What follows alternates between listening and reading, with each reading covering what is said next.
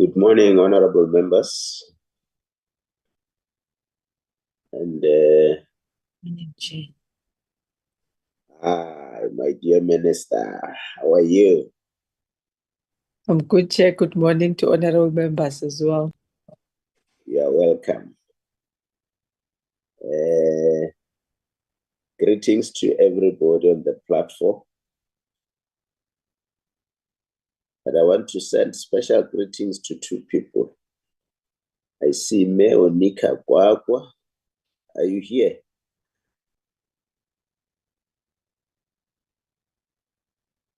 I also see... Morning, Chair. I also see Metavita Mshala.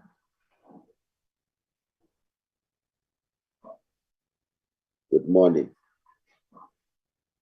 Morning, Chair. Tabitha is a PLO, the Minister of Defense.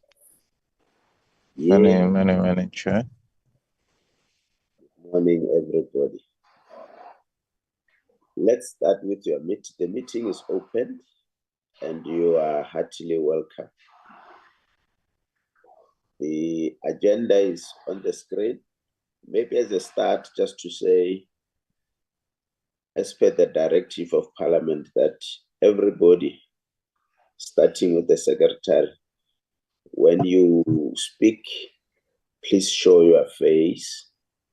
If you have network challenges, you just show your face and then switch off so that you maximize on your network. There is the agenda, honorable members. Can I have a motion for the adoption of the agenda? I move that we adopt the motion this morning. Honorable Poole moves. Honorable Magagula.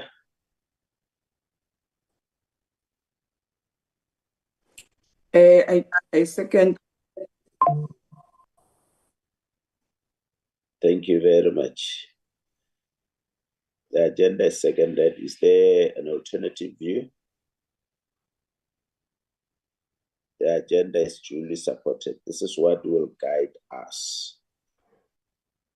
Let's go to apologies. Secretary. Good morning, Chairperson. Good morning to the Minister, members, and everybody in the platform.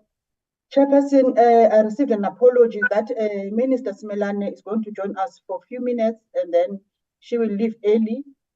Minister Muchecha is not going to join the meeting.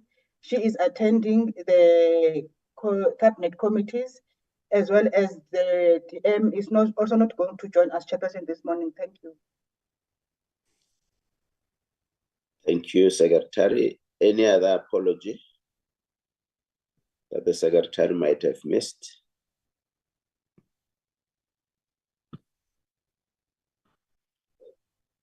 Thanks very much. I take we accept the apologies unless if there is a problem. Any opposing view?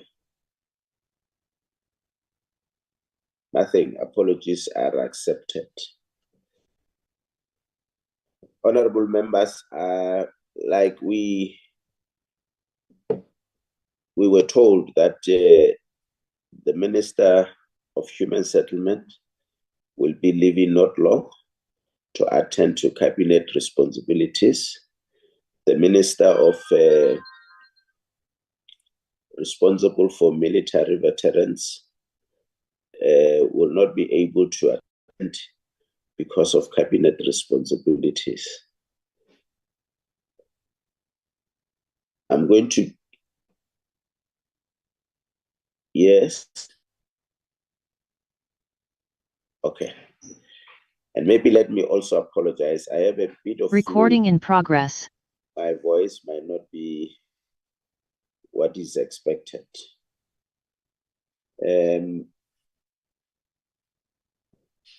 Honorable members, today we are meeting with the two departments, Human Settlements, and DMV.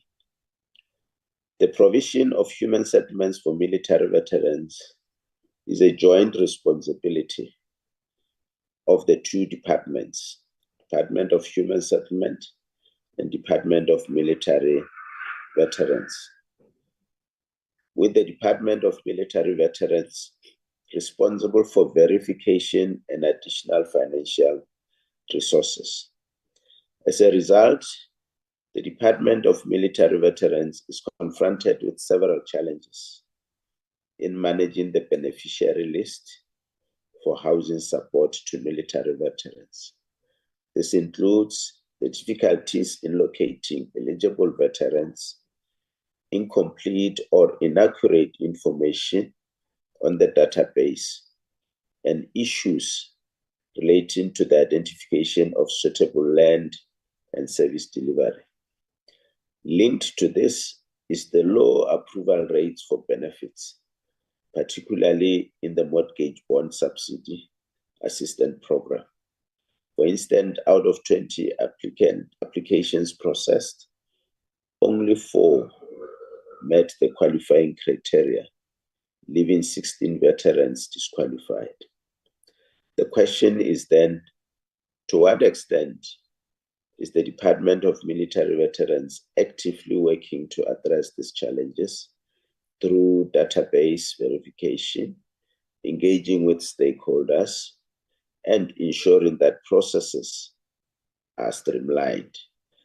The extent to which planning between the Department of Military Veterans and the Department of Human Settlement is coordinated and aligned, and whether there is a synergy between the Department of Military Veterans regulations and the policy instruments of the Department of Human Settlements. That is why today, because as we were doing our oversight throughout the country, we were confronted with challenges experienced by military veterans in terms of housing and human settlement in general. Some were even crying in tears because of what they feel is an injustice. Hence, we felt we need to call this meeting so that we get a feel from the two departments as to how are we going to move forward. Without any waste of time, honorable members, I was going to allow the two political heads, but the minister responsible for military veterans is not here. I'm going to allow the minister responsible for human settlements just to give us some opening remarks. Thereafter, Department of Military Veterans will present, discuss, and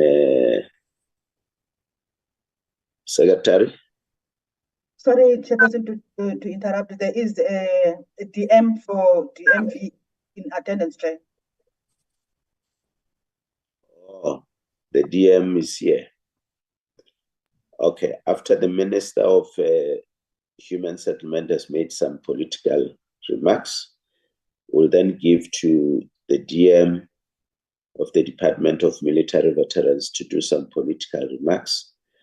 Then we have a presentation from DMV, discussions, followed by presentation from Human Settlements, discussions as per our agenda. Thanks very much. Honorable Minister, Thembisi Melani. Thank you very much, Honorable Chair. And good morning, Honorable Chair. Good morning, Honorable members once more. Chair, I wouldn't have much to say. Suffice to say that we brought a team that is led by the DG from a technical level, DDG Dumalisile, mainly responsible also for, amongst others, the program of military veterans. Chair, we've already embarked on a process with the DMV, jointly myself and Minister Enjim Tsega and the Deputy Minister, to try to align what the honorable members have found during their oversight as some of the key challenges. Some were unintended by the system. Some, the system was desirably correct at the time, but the changes and the circumstances, the reaction and the expectation of our communities outside the program of supporting our military veterans does indicate that we have to continue engaging robustly as the two departments so that we could be able to find assistance that goes towards the beneficiaries who are our military veterans in this instance. I think the presentation as the acting DG will show, in some areas, milestones have been made in terms of trying to provide for military veterans as would have been identified by the department, but then you'll have challenges like hijackings of those projects and those houses. You will have challenges that the community doesn't receive the identified areas as ideally earmarked, particularly in land for military vets, and they will feel that they're equally important. But military vets themselves, as part, for example, of our visit as the Department of Human Settlement to Mangaung, where we had built about 33 houses, not yet handed over, but the military veterans themselves were there, not happy about the size, not happy about the structure, and were feeling that, yes, they appreciate the response, but they think really it's not something that is dignified to represent a person of a military veteran stature who would have sacrificed his or her life to support and bring stability into the country that is South Africa.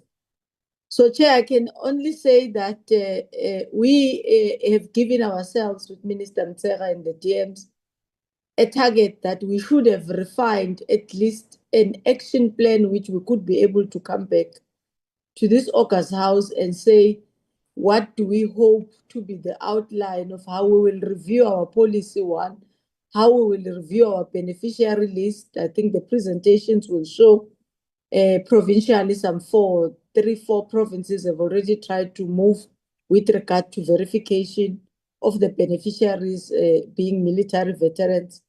And how will we plan to proceed with the next, but also how jointly will we try either to go to cabinet to request an increase into the basket or find a way on how best do we fund the package, the department funding around 240,000 with about 78,000 coming from DMV to top up into the house is the current situation which we are having. And Chair, as you know, that just gives us a basket of an ordinary BNG with a bit of some variants, a carport, some innings and some inner fittings, which I'm saying the beneficiaries themselves are finding it not to be, you know, what they could be calling user-friendly or affordable for what they think is a token that could be received and accepted by military veterans. We will end our presentation, of course, with the additions I do believe that our department will make, as I say, Chair, in trying to outline an action plan that will just be indicating how best do we think we can take the process forward for the portfolio committee. Chair, with those opening words, thank you very much for the opportunity given and the discussion. Chair, I will exit at around 5 to 10, my portfolio start. I'm sorry, my cluster start at 10 o'clock. Thank you very much for the opportunity. Thank you very much, Minister. Thanks for that. When it's time to leave, just leave quietly. DM military veterans.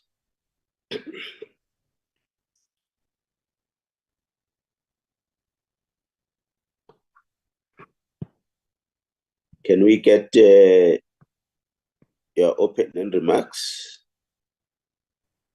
Thank you very much, Chairperson. I've just also had to leave the cabinet meeting so that I attend this one because it's a priority to me. Yes, most of the issues have been covered by the minister in her opening remarks. Just to say that as we discuss this issue, it is important to note that the actual mandate on these issues is for human settlement. Thanks very much that we worked together on this issue. The important part of the issue is the issue of us being behind, you know.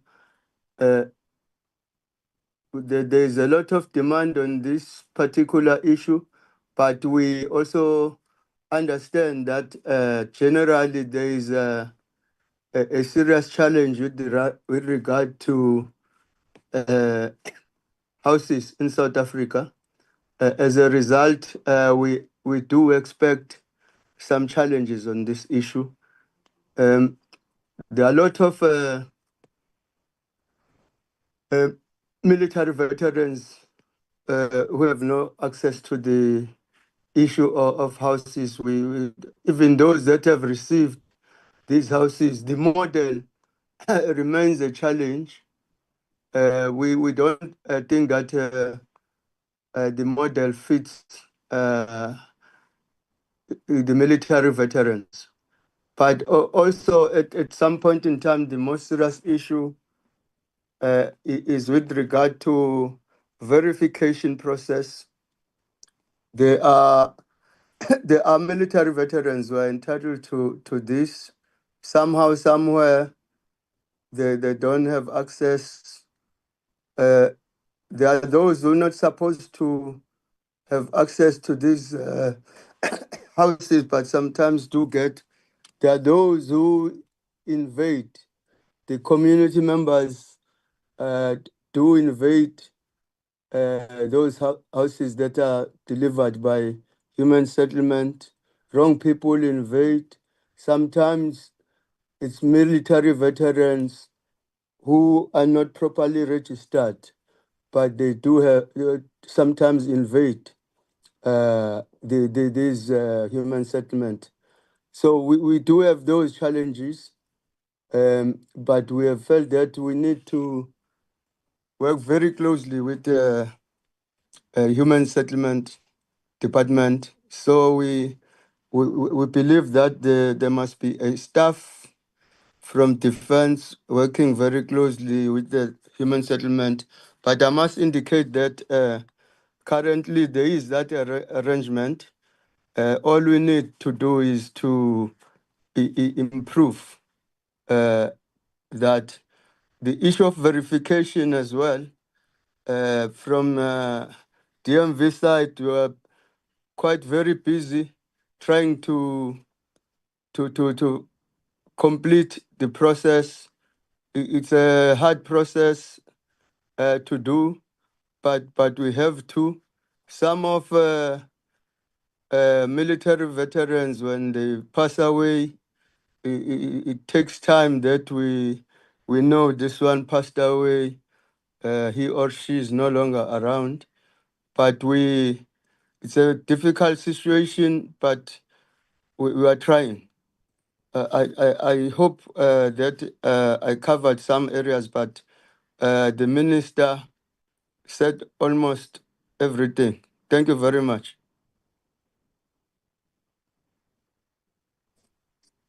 Thank you very much, GM. Thanks very much for your attendance and your inputs. Honorable members, let's get into the presentation. The delegation from DMV, I'm told, is led by the acting DG of the department. The delegation from Human Settlements is led by the DG of Department of Human Settlement, Dr.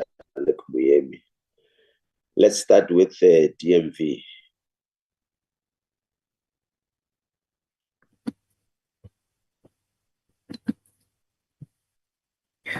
Good morning, Honorable Chair, Honorable Members, Minister Simelane, Deputy Minister, DG from Human Settlement and colleagues. My name is Nontobeko Mafu, and I am the acting DG for the Department of Military Veterans.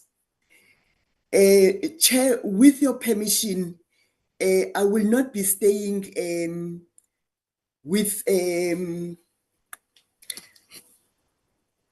the camera on because I'll be flighting the presentation from my side. Allow me then also, Honorable Chair, for DMV officials to introduce themselves.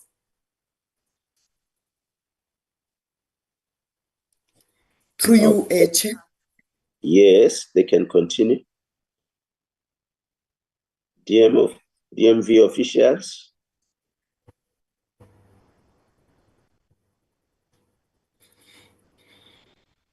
You can call them one by one. Okay, I see one. Good morning, Chair. Good morning, Minister. Good morning, Deputy Minister and honorable members. My name is Sibongiseni Ndlovu. I'm the CFO in the Department of Military Veterans. Thank you. Next one. Good morning, Chair, and good morning, Honorable Minister. Please open your camera.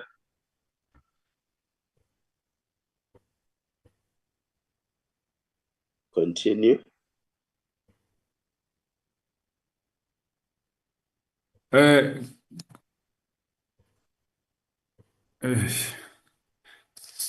I've tried to open it. I'm not sure if I'm visible. Good morning, Chair, and good morning, Honorable Minister and Deputy Minister and Honorable Members. I'm Moses Rampele from DMV in the planning section. Thank you very much. Thank you. Next one. Good morning, Minister. Good morning, Deputy Minister. Good morning, DGs and colleagues. My name is Xolisa Murolo from the DMV. I'm here with Miss Lindiwe Sotondoshe. Thank you. Thank you very much. Are they all acting DG or Samisa? Good morning, Chairperson. My name is Mfanelo Zamisa. I'm in the office of the DG. Thank you. Honorable Chair, I would then invite through you officials from the Ministry of Defense and Military Veterans. Through you, Chair. Good morning, Chair. Unfortunately, my camera is non-functional. My name is Intimis Kosana from Ministry of Defense and Military Veterans. Thank you. Good morning, Chairperson. My name is Onika Koko, spokesperson to the Minister of Defense and Military Veterans. Your camera.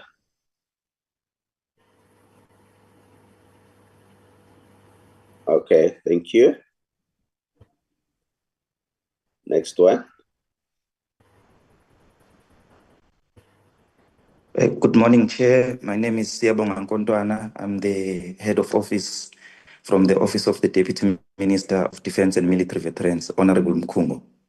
Thank you, Chair. Thank you. Next one.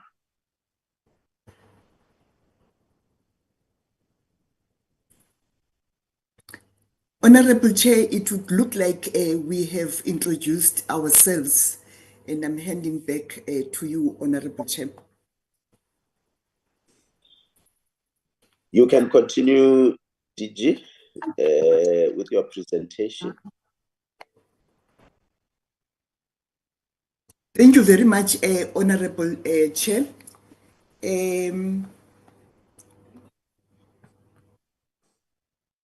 presentation outline will deal with the purpose, background to the benefit, challenges, proposals, and recommendations.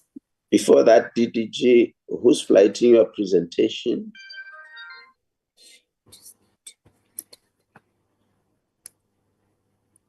Please flight your presentation. Yes, Chair.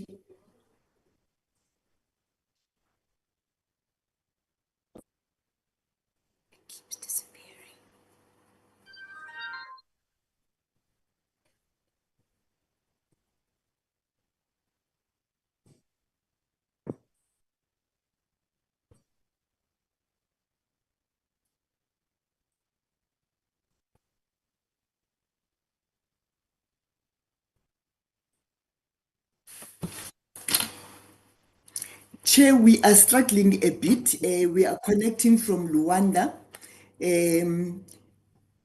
I'm just hoping that we'll be able to connect. Somebody has assisted you. Can you see the presentation? Yes, let me set it from his side. Yeah. Okay, thank you, Chair. We can see the presentation. Thank you. Continue, Acting DDG. DG? The purpose of the presentation is to provide overview of the challenges on the housing benefit for military veterans, make proposals, interventions, and propose recommendations to fast track the process. In terms of our legal instruments, we have in 2014 signed MOU and service level agreements with human settlements nationally and as well as human settlement departments in provinces. To deliver this benefit, DMV is in partnership with human settlements, given that the mandate of building is sitting with the Department of Human Settlements. We also provide mortgage bond subsidy within the department, and that is being handled internally within DMV. Over the years, the department has not been able to meet its planned targets on housing benefit, mainly Honorable Chair, on the mandates sitting in two different departments. I would, in the following slide, indicate as to the actuals are. Next slide, please. This slide attempts to show why or the challenges in terms of meeting our targets. In 2020-21 financial year, the department planned to deliver 355 houses, but were only able to then hand over 192 houses. 21-22 financial year, the plan on the DMV side was to deliver 355 houses, but we were able to hand over only 71. In 2022-23 financial year, the plan from DMV was to deliver 355, and we only delivered 222. Chair, one of the reasons why we are unable to deliver as expected, the targets that we set as a Department of Military Veterans is informed by the available budget, but also it's informed by applications that we receive for military veterans. And after military veterans meeting the qualifying criteria, we then use that as a target. And I think, Chair, to a large extent, the inability from the two departments to plan together so that the human settlements can indicate as to whether our targets are realistic in terms of their own plans is something that we need to be working on going forward. Next slide, please.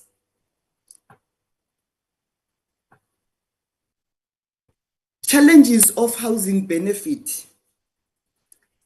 Current delivery model of new houses is not effective, and it's not effective versus demand for houses by qualifying beneficiaries. We are in the process of reviewing our top-up for housing benefit. As a department, we have, since we've last viewed in 2015, so we are not assisting as a department human settlements because our contribution in building of the new houses is not in line with market realities. As I've already indicated, there is a backlog in terms of delivering new houses. There are duplicates in terms of applications because some military veterans apply in provinces when others apply in the Department of Military Veterans in Pretoria. So you have a process which is not synchronized. Military veterans, on one hand, applying through human settlements in provinces, and on one hand, applying to DMV head office. Visitor.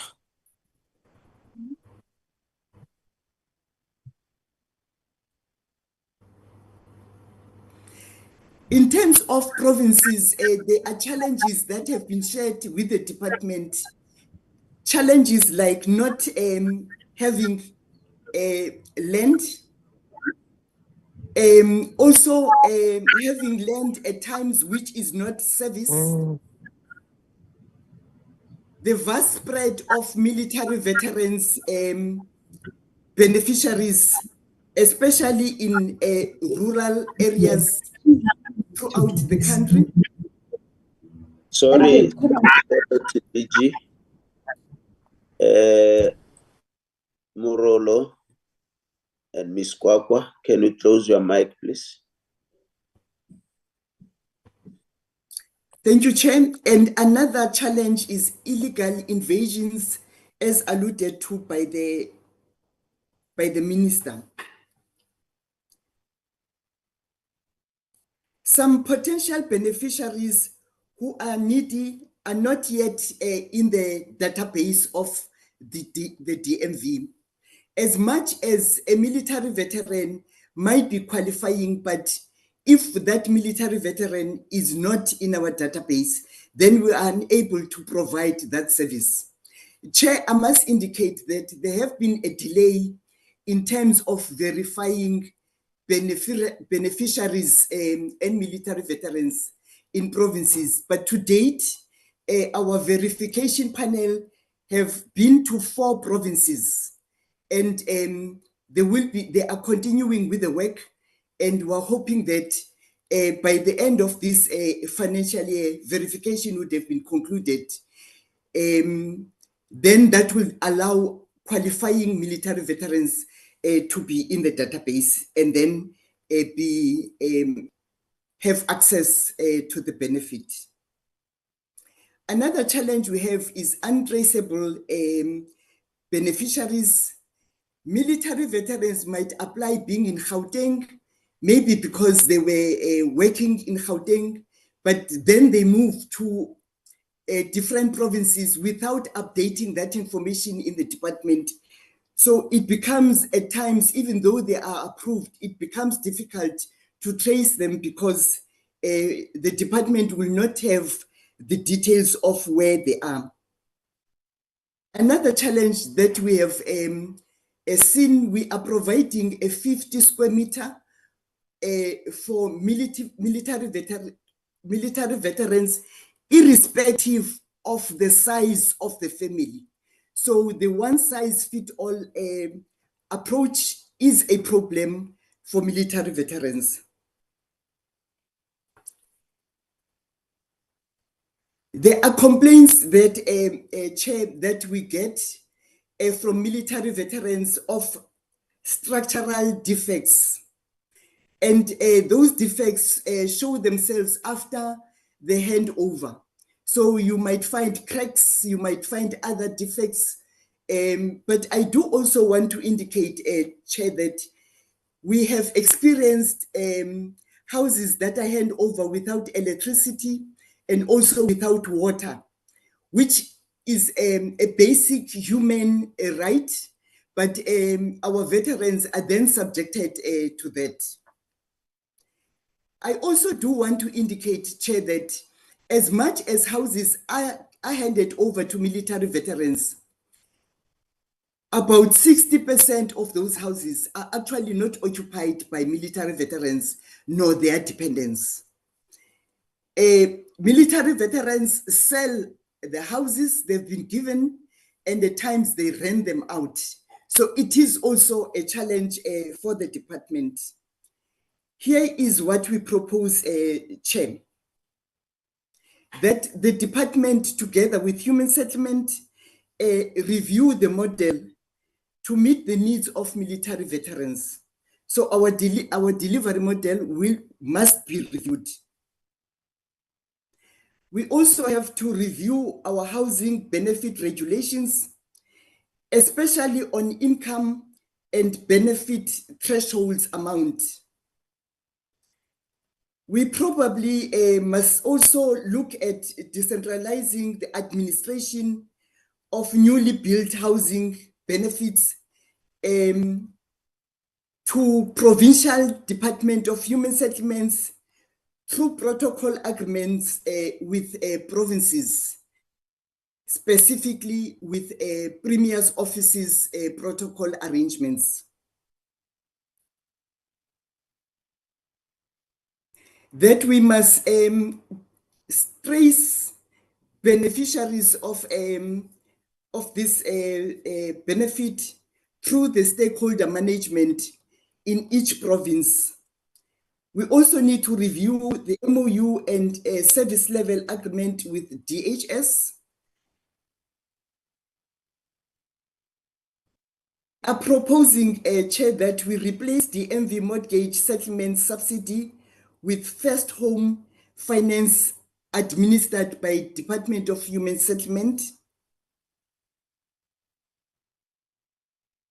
We also are proposing that we need to share our database with a Department of Human Settlement so that verification on their side can be easy.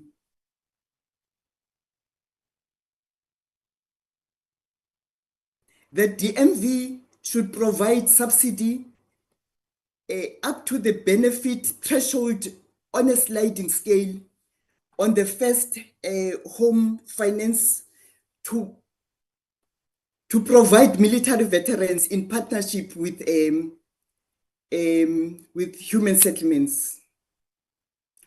Our recommendations, Chair and honorable members, is that the Department of Human Settlement, together with the Department of Military Veterans, should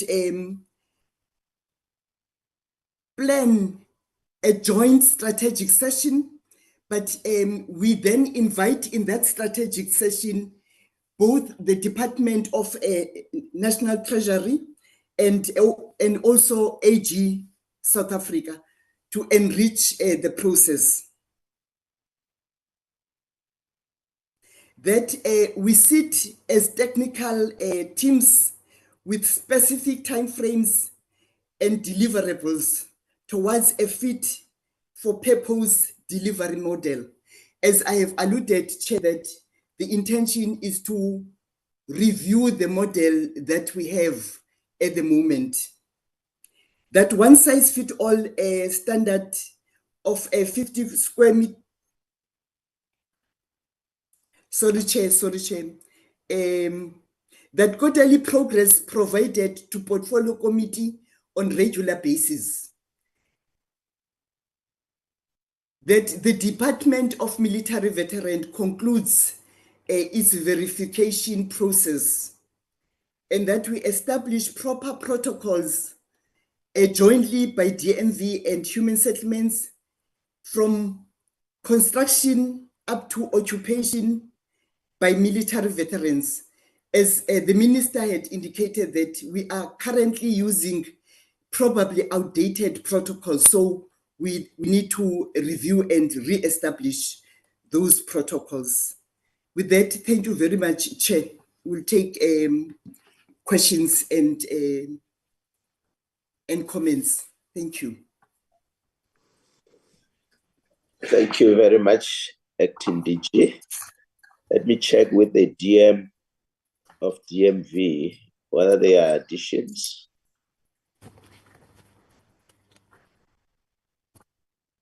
DM? No. She has presented the presentation well, Chairperson. Okay. Thanks very much. Honorable members, there's a presentation. Can we engage with the presentation? But I'm going to allow the minister, maybe after the minister, the DG, just to comment on this thing. I'm just starting with the minister because the minister has to leave at some stage. Unless if the minister can wait for the DG to come in, then thereafter she comes in. Before members come in. Honorable Minister, your guidance.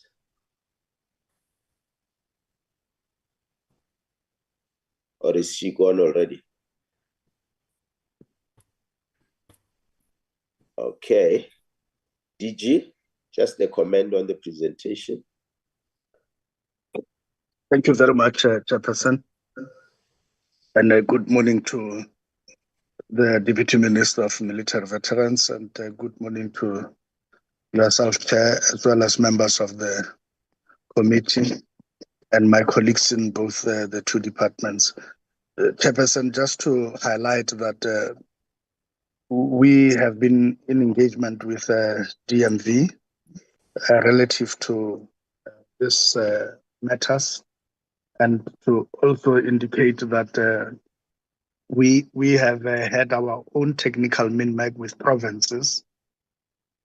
And the good thing about what we have done of recent was to do a deep dive into some of the issues on our side that are raised by the presentation, and to look at the commitments on eradication of the numbers on the current list that has been verified. It is this part that we think that we must do justice to of immediate, and we have asked provinces to give us their plans, revised plans around reprioritization of their monies to accommodate this priority. We realize that in some provinces, at the rate the provinces were going, just on the numbers that are now confirmed, I think here I'm clear, Chair, that where there are duplicates, where there are challenges facing beneficiaries, where there are challenges relative to registration, all of those were put into the site and focusing on what is on the HSS as beneficiaries that qualify and that are traceable. And we had given provinces latitude to indicate to us the shortest possible time with the available budgets and prioritization that and capacity that they can pull it off. The provincial commitments, I think 5 provinces are asking, in essence, for a period of 2 years. 2 provinces are asking to eradicate this within 1 financial year, and the 2 others are asking for 3 years. So with that, we have said that they must give us the plans, and they must link the beneficiaries to the projects now, and that they must give us their revised business plans that will accommodate this fact. And they are working on that. This will be taken to our MINMAC that is forthcoming in Polokwane in 2 weeks' time. And it will deal and look at those plans in full and achieve the support of the provinces. And we are confident that at least what is on hand and what is verifiable, that backlog we must eradicate.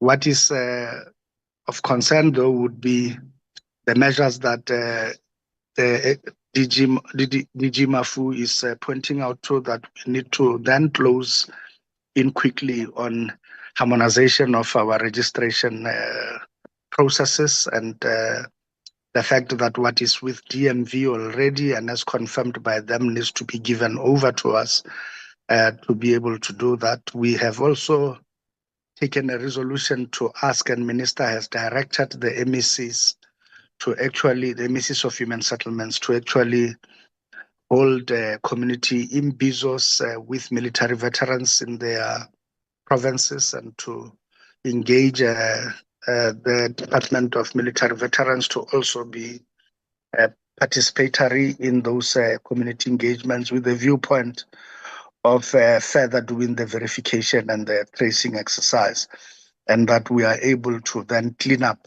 what we call the original list that we have been working from, and with and to also eliminate, now we believe we have done so, the duplicates, and we have pointed out those to DMV, and we have revised the numbers accordingly without the duplicates. And we are clear that the program from now would seek to reprioritize. And if we go by the latitude of the current percentages, we have been ring fencing for military veteran houses and for eradication of mud houses and asbestos and so on. It will take a significant period of time. In fact, our calculation on the investment Free State was making was showing us that just to eradicate the current list, it will have taken them 10 years. They have now asked that they think they can do it in 3, and they will compound and reprioritize the budget. They will have to obviously take away from other priorities to heighten this one as a greater priority. So in that too, other things will suffer, as I've indicated before, that our challenge is a story of a small blanket. Thank you very much, Chairperson. Thank you very much. Honorable Poole, followed by Honorable Kerekilwe, followed by Honorable Gamede, followed by Honorable Abada, Honorable Ditewe, and Honorable Magagula. Honorable Poole, you are the first. Thank you, Chair. And let me start welcoming the presentation. Yes. And acknowledge the Minister and the Deputy Minister, DG, and everybody on the platform, morning members.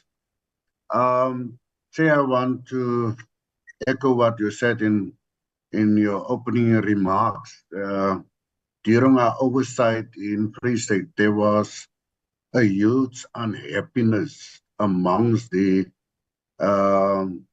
veterans around in the same province, different types, typologies and styles of houses built for the veterans.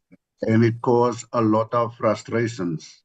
And I just want you to take that the department must take note of it.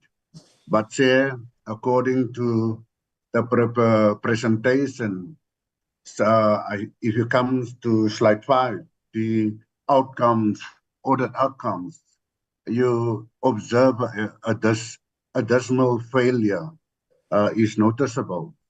Question is, what is the reason for not meeting on set targets? Might it be capacity problems or just not monitoring systems in place to monitor target progress, or lack of intergovernmental coordination? Thank you, Chair. Thank you very much. Acting DG.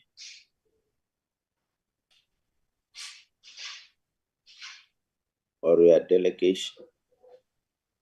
Thank you very much, Chair. On the Free State matter, where you have different square meters for the same military veterans. At a certain stage, the province decided on its own not to comply with the set standards for military veterans' housings. And as such, the budget that increased the square meterage from 50 to 80 was paid for by the province. I think it's a challenge because Hello. Because Yes. what the Department of Human Settlement did is actually not sustainable. It's in a meeting. Sorry, Acting DG. Honorable DM, please close your mic.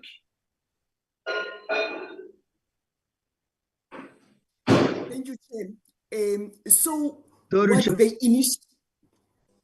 what they initially did of increasing or violating the agreed criteria is also not sustainable for the Free State government, even though the 80 square meter was originally implemented by them. So it's a challenge, Chair, but unfortunately the department cannot increase the square meters for Free State military veterans at the expense of other military veterans in the country. Probably it's something that must be dealt with political, because the change of the criteria was done politically. The second question of the DMV not meeting the targets. Chair, I have alluded to the fact that the mandate of building is sitting with the Department of Human Settlement. In fact, we are dependent on a human settlement 100%. All what we do is to provide the list of qualifying military veterans, but also of paying for the top up.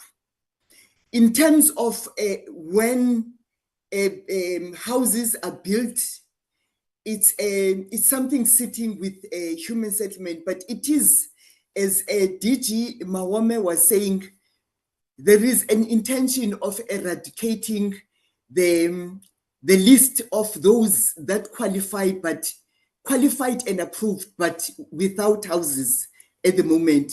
So we will work together with human settlements to ensure, Chair, that all military veterans that are deserving do get the housing.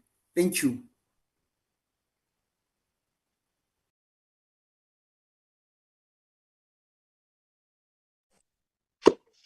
Thank you very much. Honorable Kerakilwe. Thank you, Chair, and good morning to the DM and the team from Military Department and the team from Human Settlement Department, and morning, honorable members. Chairperson, let me welcome the presentation. It was just straight and forward and frustrating. And we do appreciate the efforts that both departments are taking to ensure that our veterans, they do have quality, good houses. And then, Chair, I have just few questions. The first one is with regard to the verification process, because the presentation doesn't tell us as to when will it be finalized, because it's almost more than 30 years, but we still have some of the military veterans who are not registered, let alone those who passed on and the family members are to take over as beneficiaries. Why I am asking this, because in Northwest, a few weeks ago, a person was sent from Pretoria to come and verify our military veterans. The meeting was held in Potchefstroom. But to their surprise, some of them, they were told that they do not qualify. So I would like to be advised by the department as to how do we now assist them? Because out of 45, only 5 were registered, and then the rest were returned and told that they don't qualify despite having the documents. The second question, Chair, is with regard to the setting up of the technical team. The presentation doesn't tell us as to when will this team be functional, because without this team, there is no action plan. So if we can be briefed as to when this technical team can be established. And then let me also welcome the recommendations. Looking at them, they can assist provided they are fully implemented. The last question is with regard to the houses with defects, Chair, because those houses that are already occupied, is there any plan from both departments as to how are they going to assist the military veterans regarding the repair of those defects? Those are my questions, Chairperson, and thank you. Thank you. Acting DG. Thank you, Chair. With regards to verification process finalization, honorable members, the issue with verification, it seems as a moving target. We should not be verifying military veterans 10 years later in terms of the formation of the department.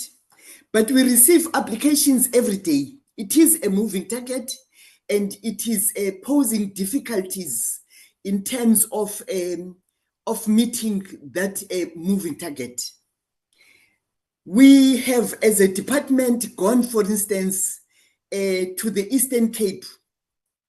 Verification was done, but we have since been asked to go back for verification because new applications are emerging.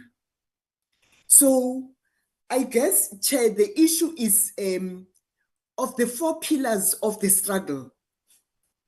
It's only the military one that was provided with benefits, which makes even struggling veterans who are not necessarily military veterans. Struggling veterans want also to be in the database of the DMV because there are benefits in that pillar. It's something that we are hoping that will conclude and probably not open again. But as I have indicated, it is a moving target and it is a challenge for the department. And we note the frustration of those who qualify but are sitting out of the database. We also want to acknowledge that there are those that should not be in our database that are currently in the database. So once verification is done, we will have to then cleanse the current database so that those that are not supposed to be in the database are taken out, and those that are sitting outside and supposed to be inside are brought in. Chair, in terms of the numbers of having 45 applications and only having 5 qualifying, it's a matter that the department cannot answer because through the presidential task team, a work stream of verification and cleansing was created. It is a work stream chaired by the retired Major General Mashwala, and they are independent in terms of engaging applicants, and they are the ones who then recommend to the department as to whom we should include. Military veterans who are deserving but did not pass the verification process are encouraged to appeal through the appeals committee of the department, because it is possible that once they appeal, maybe they will have a different outcome. But I must indicate, Chair, that at the moment, we do not have an appeals board in the department. There was one established, Chair, but unfortunately it was composed of 3 practicing lawyers, whom after being appointed demanded a different salary or sitting stipend. And therefore, because of us not being able to meet that, they have since resigned. Through the minister, we have issued a call for nomination, and we have closed that process. We have submitted to the minister the nominated people, and sooner than later, the appeals board will be in place. Chair, I might have reported in a wrong way. There is an existing technical team. We meet with human settlements on a technical level. We have quarterly meetings. We even meet with human settlements in provinces. But the point I was trying to drive is that we probably need to review those protocols. But we currently have joint meetings with the Department of Human Settlements. Thank you, Chair.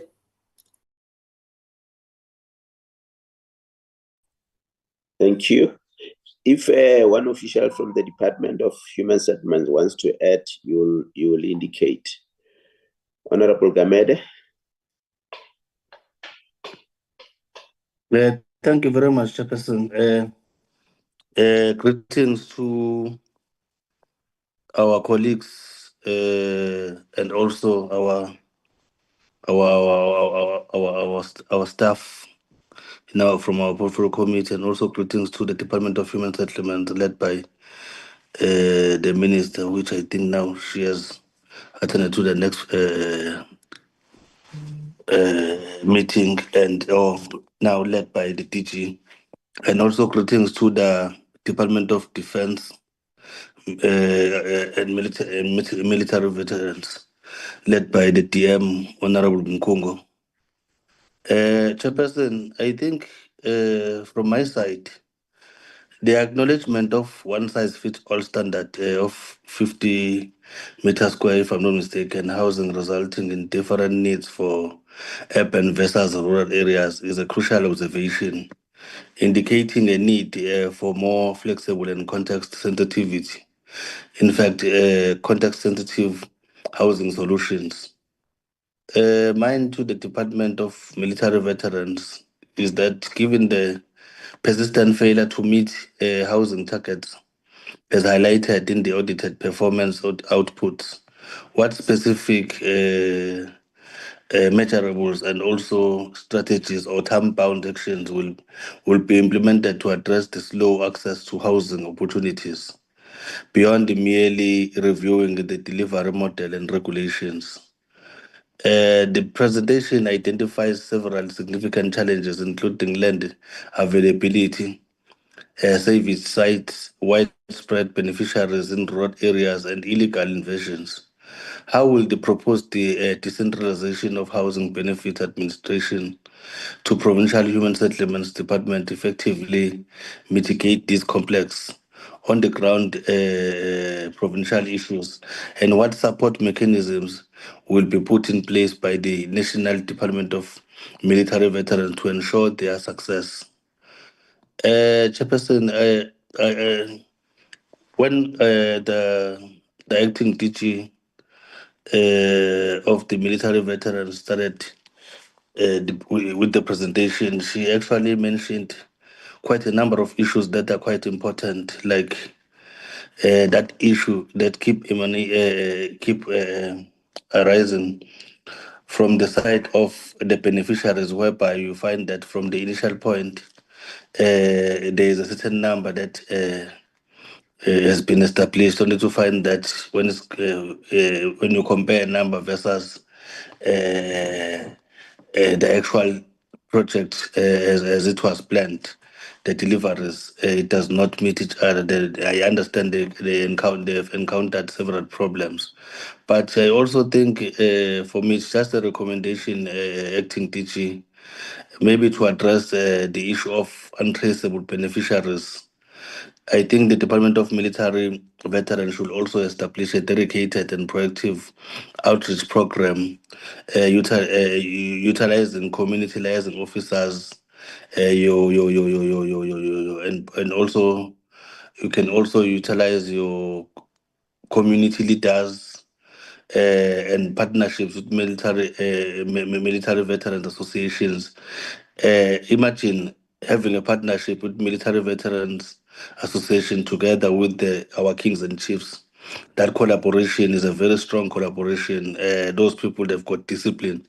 If you can collaborate that kind of a team, and obviously with the assistance of civic society organization, all those stakeholders, if they can come together to regularly update details and ensure effective communication on housing opportunities, is just a recommendation from my side. Thank you very much, Chairperson. Thank you, Acting DG. And Acting DG, there's a complaint that you did not answer the question on setting up of a technical team and on any plan to repair the defects. Maybe if you can start there and then answer the questions from Ms. Honorable Gamede. Thank you. Acting DG. Thank you, Honorable Chair. I would want a Human Settlement Chair through you to assist in terms of the repairs of the defects. As I've said, the mandate to build is sitting with the Department of Human Settlements. And I know once the house is handed over to military veterans,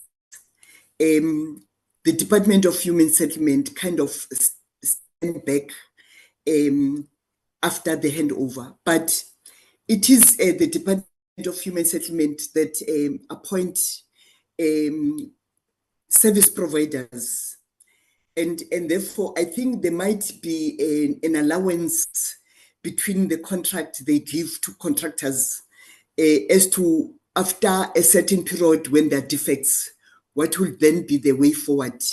Through you, Chair, I sincerely request the Department of Human Settlement to assist with that.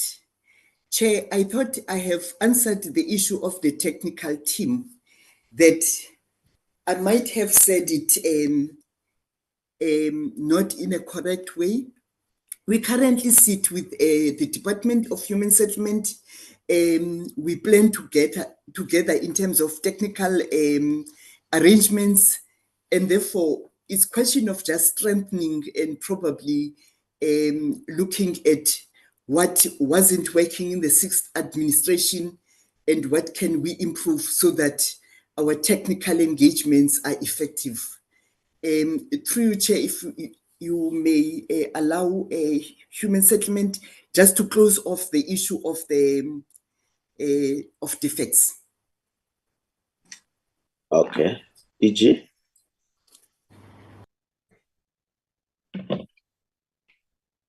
Thank you very much, Honorable Chairperson. As it is the case, if the defects are due to the building process and is the faults of the contractor, we do get the NHBRC to hold the contractor accountable to fix the defects. And when the structure has been certified to be compliant and the deposit of the contractor is released by the NHBRC.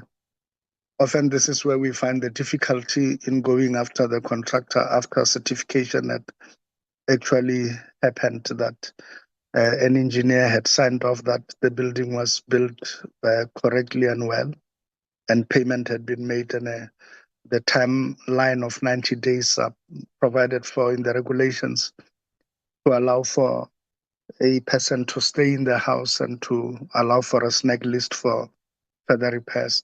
That's where we find difficulties. However, if it is sometimes what we get, which is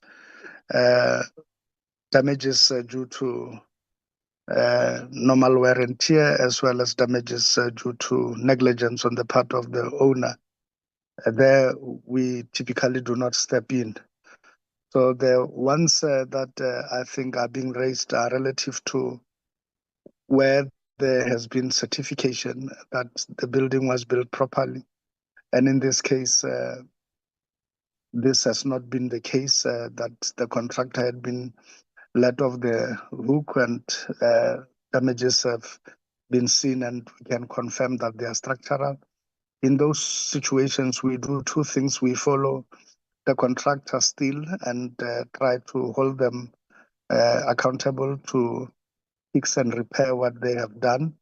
But meanwhile, we do not wish to keep the beneficiaries in unsafe houses for a longer period.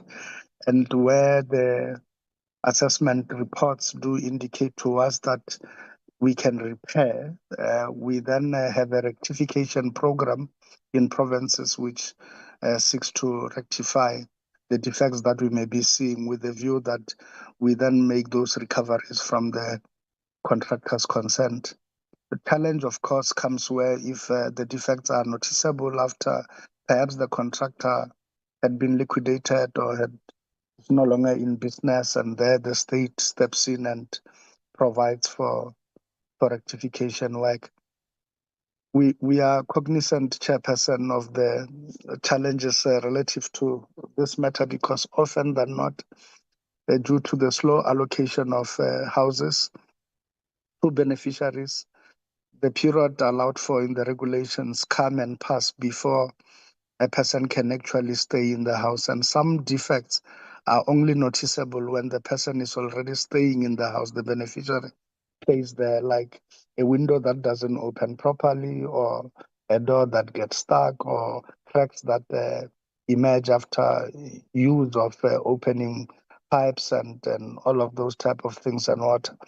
So as such, it makes it quite difficult to pursue those that are involved, but our rectification program is aimed exactly at doing this. We do have a backlog of rectification, primarily because of the resources entailed in them.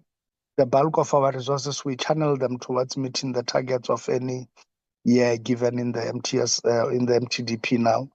And we then divert some money to rectification work.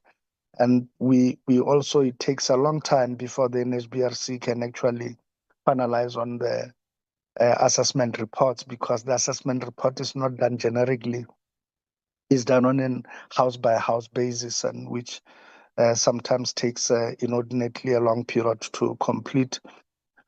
But once that is on the radar on a project-by-project basis, provinces have their rectification program, which is geared at repairing the houses that are defective, inclusive of the houses of military veterans. Thanks, Chairperson.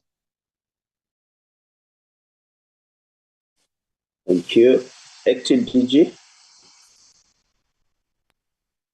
Thank you, Chair. I want to acknowledge comments and recommendations made by Honorable Gamede on the issue of our observations of one-size-fits-all approach, and also on the issue of untraceable beneficiaries. We will take your comments and attempt to implement them, because they're very useful to the department. Chair, on the issue of failure to meet targets in DMV, I have alluded to the fact that, Chair, We plan as a department based on the applications before us and the allocated budget to that benefit. And human settlement would have planned based on different instruments. And that is why, Chair, we are planning a joint strategic plan so that we can align ourselves, so that we can then mitigate the challenges that are faced by the Department of Military Veterans. And I think, Chair, if we are allowed, we should then be given an opportunity to come and report back after we've had that joint strategic plan, so that we can then appraise the members as to what is it that we have agreed on in terms of what we want to align. Chair, thank you.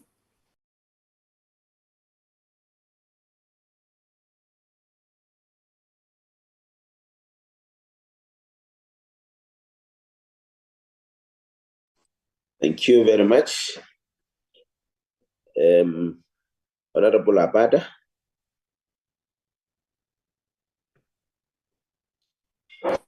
Thank you, Chair. I'm not sure if you can see me. No. Oh, we can't see you. You can see me. Okay. Well, I'm going to switch off my camera. Good morning to Chair and honorable members and the delegation on board. Thank you for the presentation.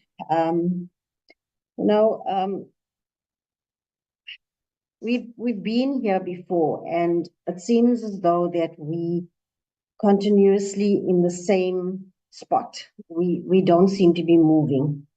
This committee is here now for a year, the 7th administration, and we seem to be having the same problems. When we speak about the standard, there should be something that is out there that we use a model, and that model should be used across the board. And for some reason, it's not being done that way, because we're still having defects. We're still having our veterans complain about their dignity and their humanity, because they've been stripped of it. I mean, these people have been given, they've given their lives to protect our country. And I'm sure that if they had to go out again now in their old ages or their retirements or whatever, they wouldn't hesitate.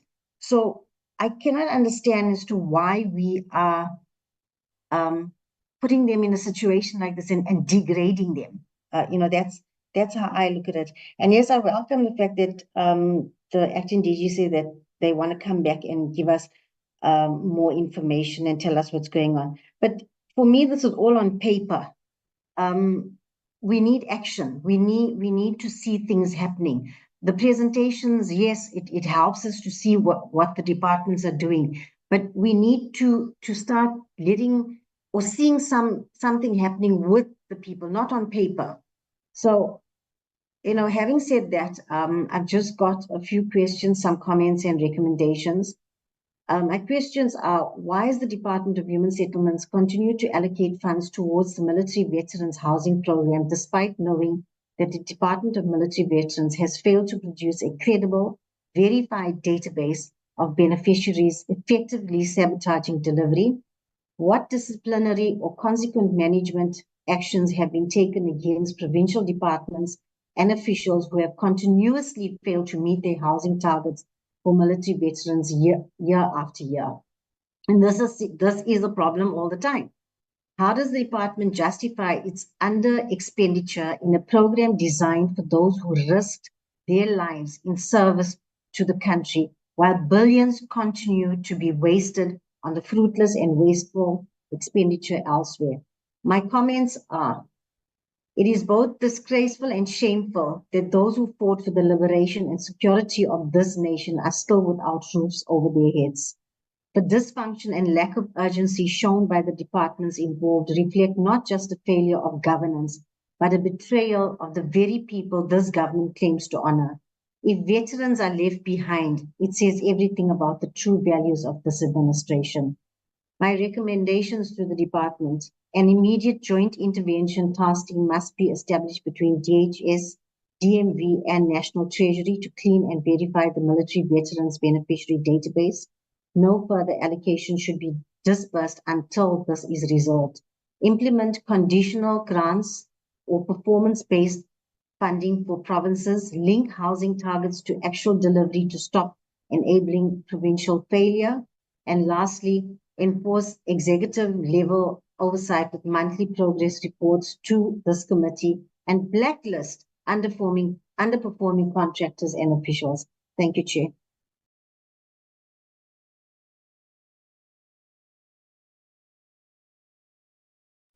Thank you. Seems the questions are directed to Department of Human Settlements. DG. Thank you very much, Chairperson.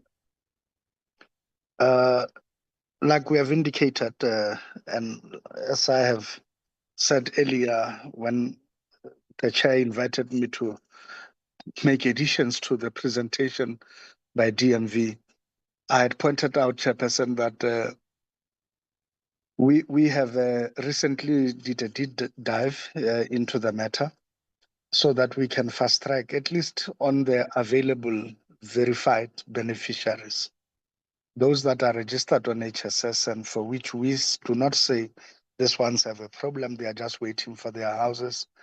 DMV has given us their lists, and those lists we have.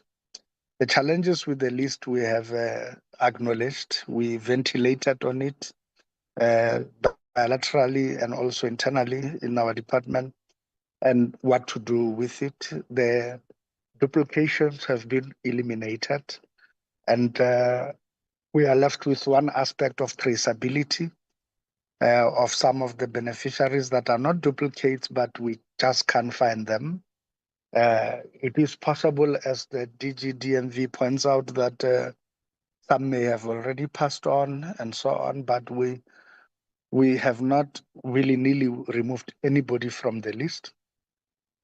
We move from a premise now that says that the list of what we confirmed and that is on HSS is credible, and that we need to deliver houses on that. And I've indicated already, Chairperson, what is it after our deep dive at the technical min-mac we are doing about this category of beneficiaries that are already on the list. Those ones, like I've indicated, we assessed the provincial plans, each and every province. What is it that they intend to do and how many houses they intend to build in a year? And once we realize that it will take inordinately a long time to eradicate the backlog of those who are qualifying and waiting, we then said that this needs to be reprioritized and taken very high.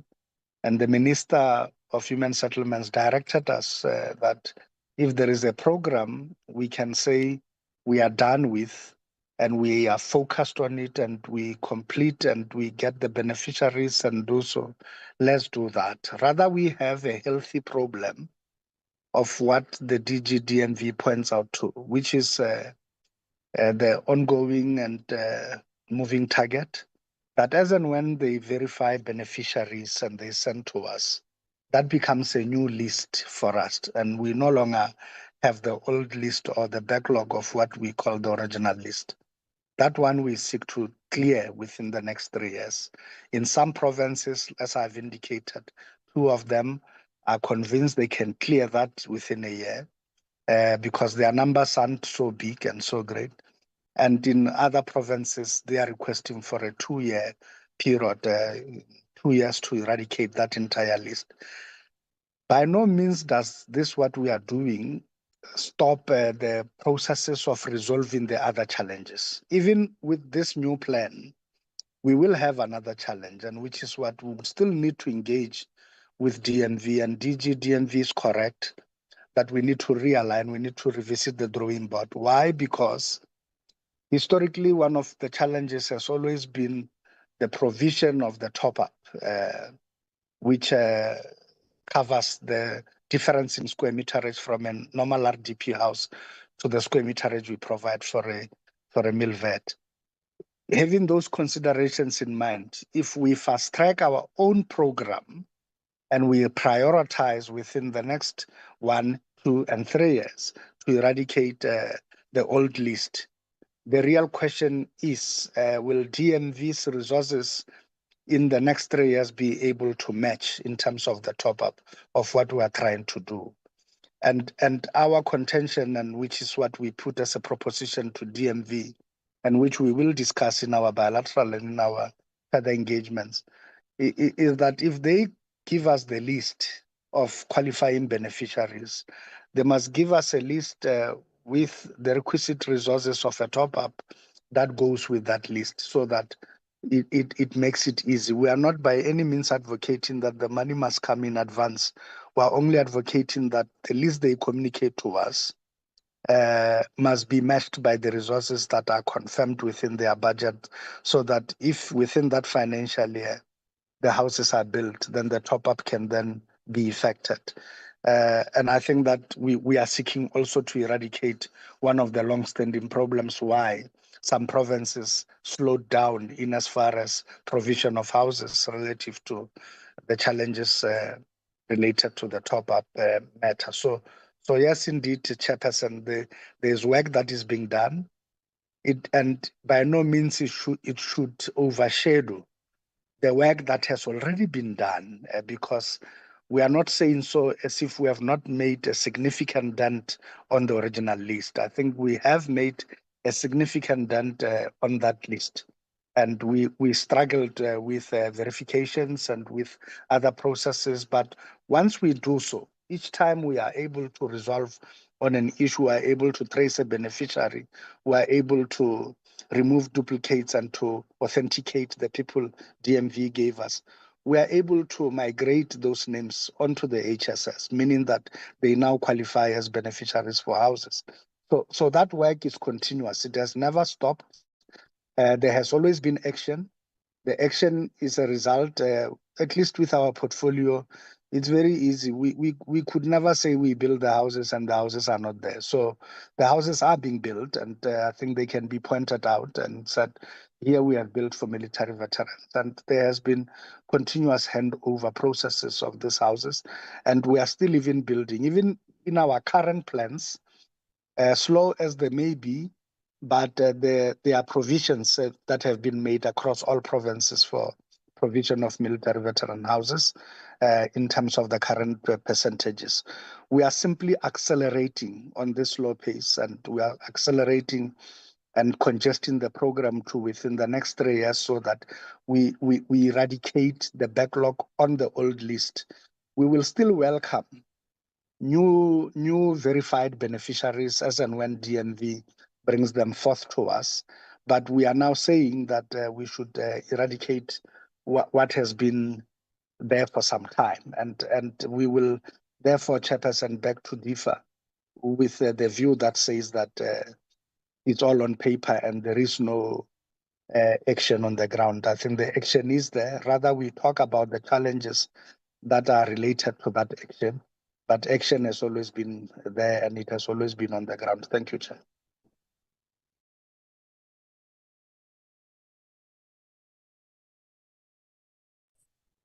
Thank you, DG. Acting DG, you want to add? Chair, DG covered me very well. Thank you. Thank you very much. Honorable Detail.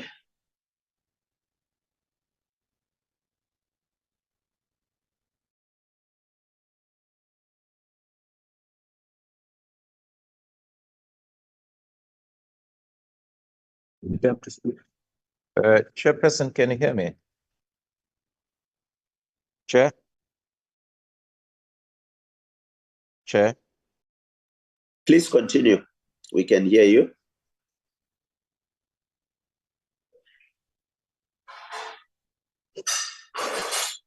Honorable Detail.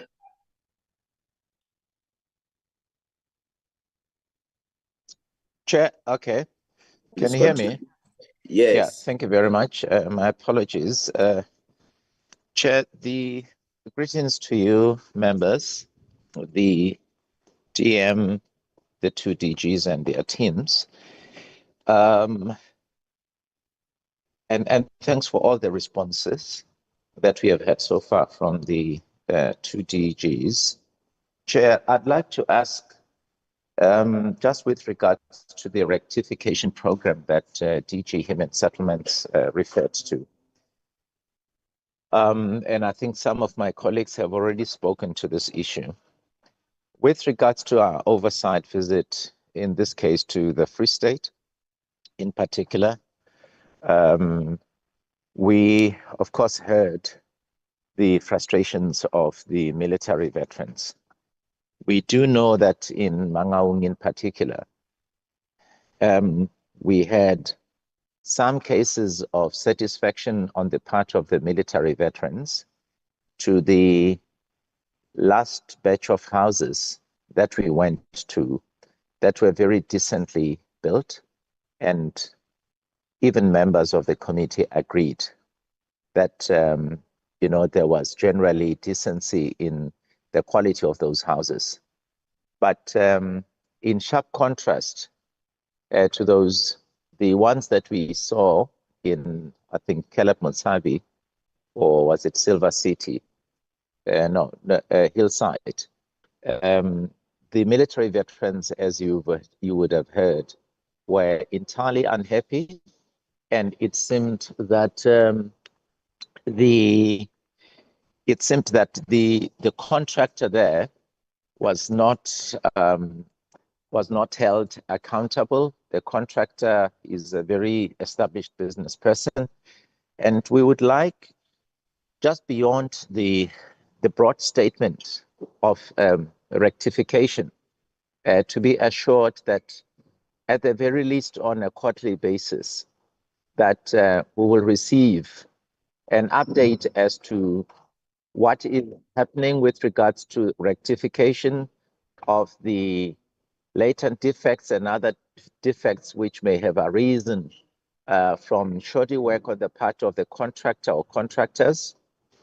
Now, in that sense, Chairperson, it is important, I think, that we get an update. You will remember when we were on oversight in the Free State in the Ngwate municipality, Fredefort Mokwallo, we had some few issues where one of the occupants was unhappy with the door handle, and the contractor even went out of their way to do the flooring, to correct the flooring of the house.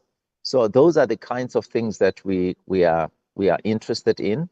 We do appreciate what the department is doing, but I think beyond that, Chairperson, we need to communicate to the specific audience that stands to benefit from this. Perhaps let me go back to the issue of the lists that keep cropping up. And DG DMV, DG Human Settlements, perhaps to just apprise us on the following.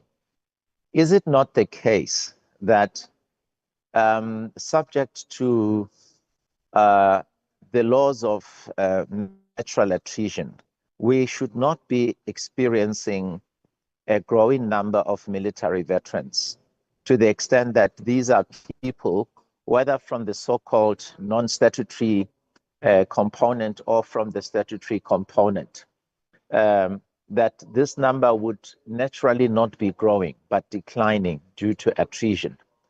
And I want to make a clear distinction between the new demands, if one may put it that way, of those that may feel aggrieved that the ones of the component of the military, the armed component of the four pillars of the struggle, as we called it in the ANC, are the only ones that are catered for.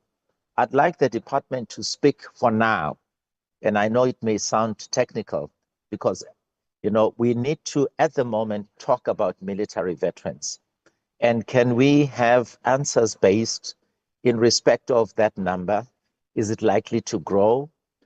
Because people may have not been accounted for. And in this instance, my understanding is that it's both so-called non-statutory and statutory forces from the point of view of demobilization and military veterans that arose from that process.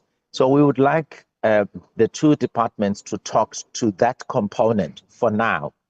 Whatever else that gets done to amend legislation to incorporate other people, unfortunately, at the moment, it is not our brief.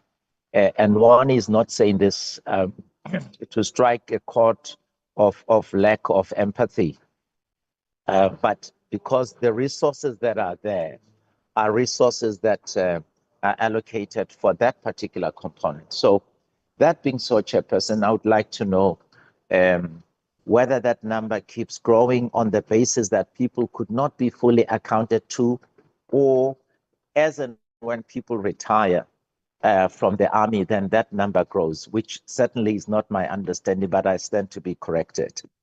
The last one, Chairperson, should it be found, and we have had this conversation before, should it be found that person X managed to evade the system and get settled as a military veteran when in effect they were not? In other words, they acquired that status fraudulently, and they've been staying in that house for 4, 5, even 7 years or whatever. Does the department, and or perhaps the two departments, do they go back maybe to court and try to evict that person to the extent that that particular person would have fraudulently obtained a benefit that was not due to them? As far as the Free State is concerned, Chairperson, I think the sooner we turn a new page, the better, because I know, being from the Free State, that whole thing of extending the square meters of houses that were allocated as per the housing code to military veterans from 50 to 80 was a pure populist posturing by the political leadership at that time.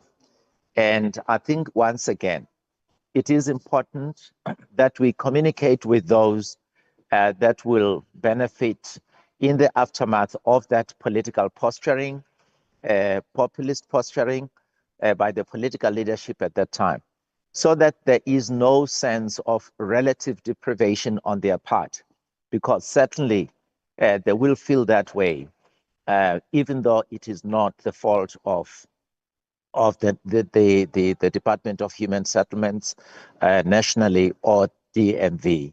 So, Chair, those are my points. And please, we need to be using technology. I've heard about frustrations of people moving from one province to another, and DG has sought to indeed answer that. But we need to be up in the ante, invoke technology so that we are able to trace people where they could possibly be, so that you don't have they applied at national and they also applied at provincial. Certainly such gaps should be closed most immediately. There are different ways of doing that. And the technical people will be able to deal with that. So this has got to be done, Chairperson. Thank you very much. Thank you very much. Can I start with the DG and then followed by the DG of Human Settlements? Acting DG, DMV. Thank you very much, Chair. I do want to concur, Chair, that probably the list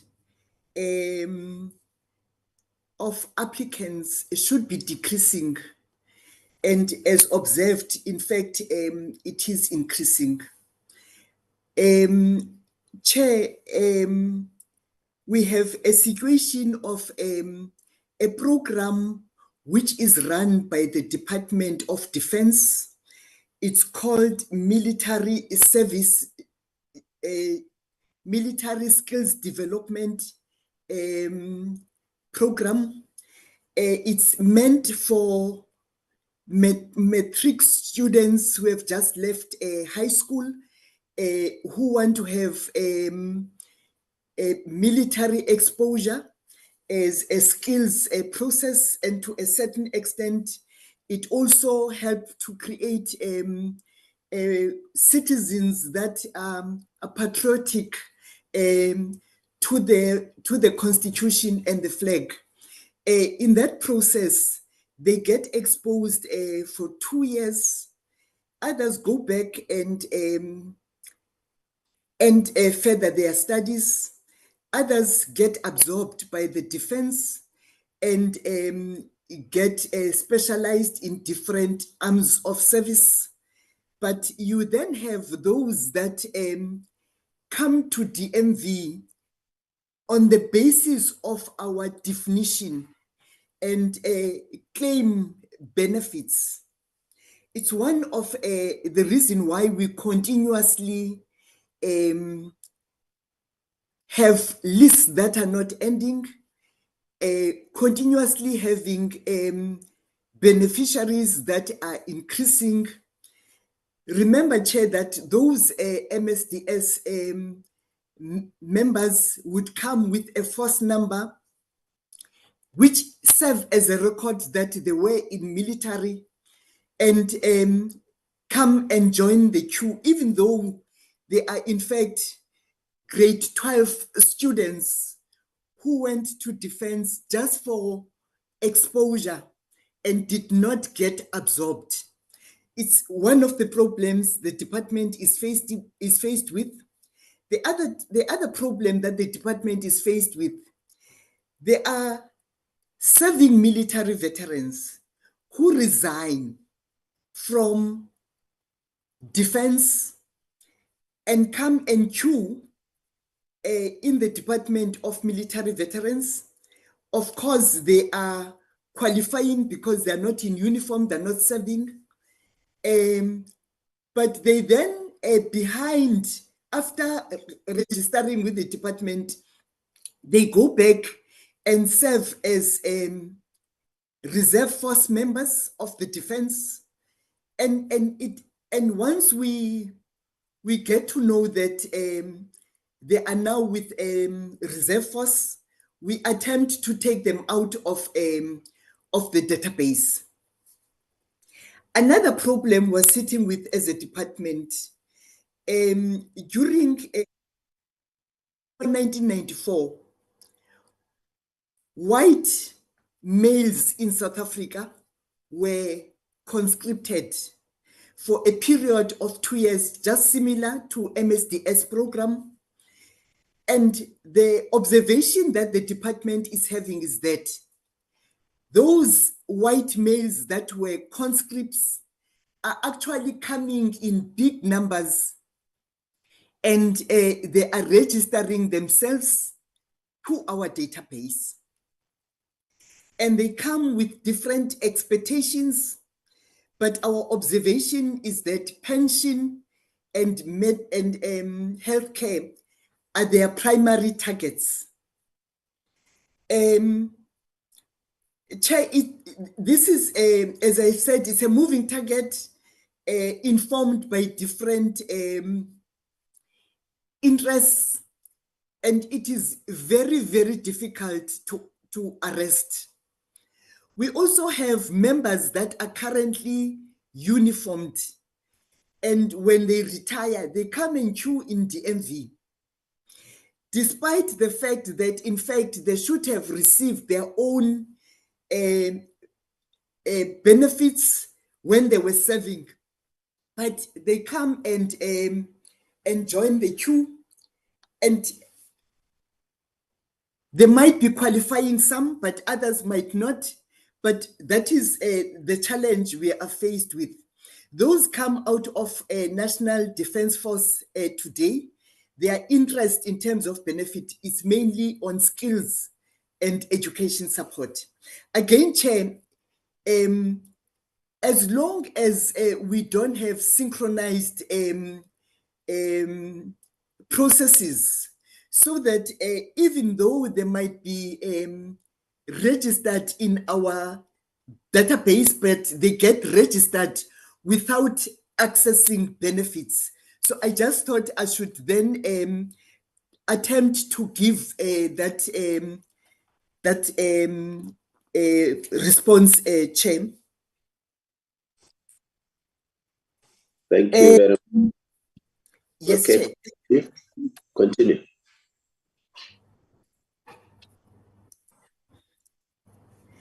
The question was, the second question was, what becomes of people who fraudulently get into the database of the DMV and get benefits, and when they are actually discovered, what happens?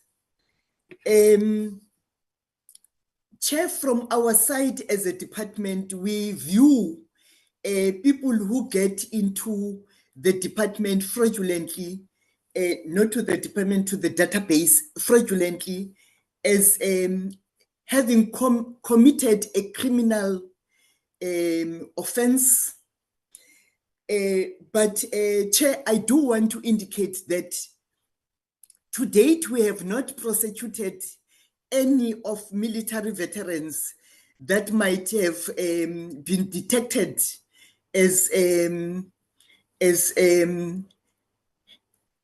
having fraudulently being in our database. But Chair, we do take military veterans out of our database after we discover that, in fact, they are there fraudulently. There was a suggestion at a certain stage that perhaps we need to have a process where we say those that know that they should not be in our database should then ask for amnesty and then take themselves out. It is an issue that is being debated, but there is no clear confirmation on how to deal with that. The last issue I want to talk to is military veterans will not land in our database without, at times, the assistance of officials. And in the event where officials in the department are involved, disciplinary processes are favored against them, and then the outcome of that process then get implemented. Thank you, Chair.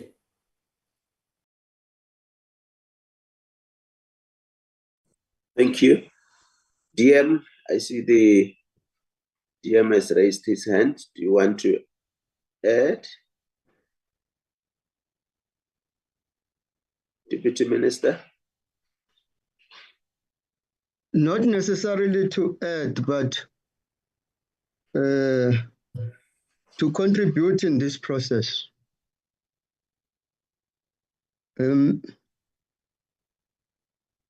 More especially on the comments made by DG, by Sarah Abada,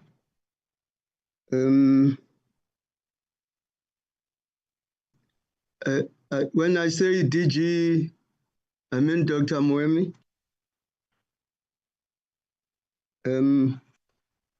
There are issues that tempt me to comment on, you know.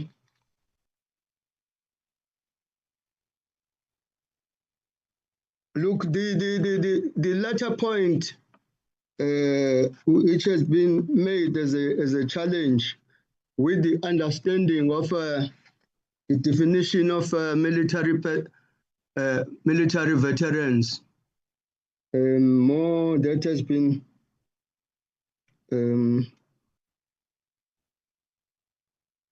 made by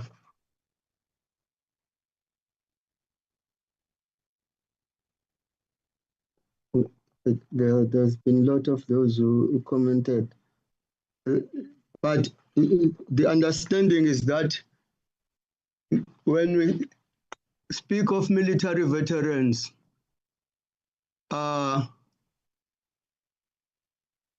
Liberation War veterans, the non-statutory.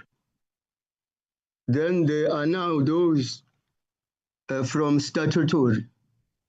I must say that that remains internal. We are to amend the Military Veterans Act so that we avoid all what has been said by acting DG. That is determined by the Act. The Act is the only Act that defines who constitute a military veterans. All the other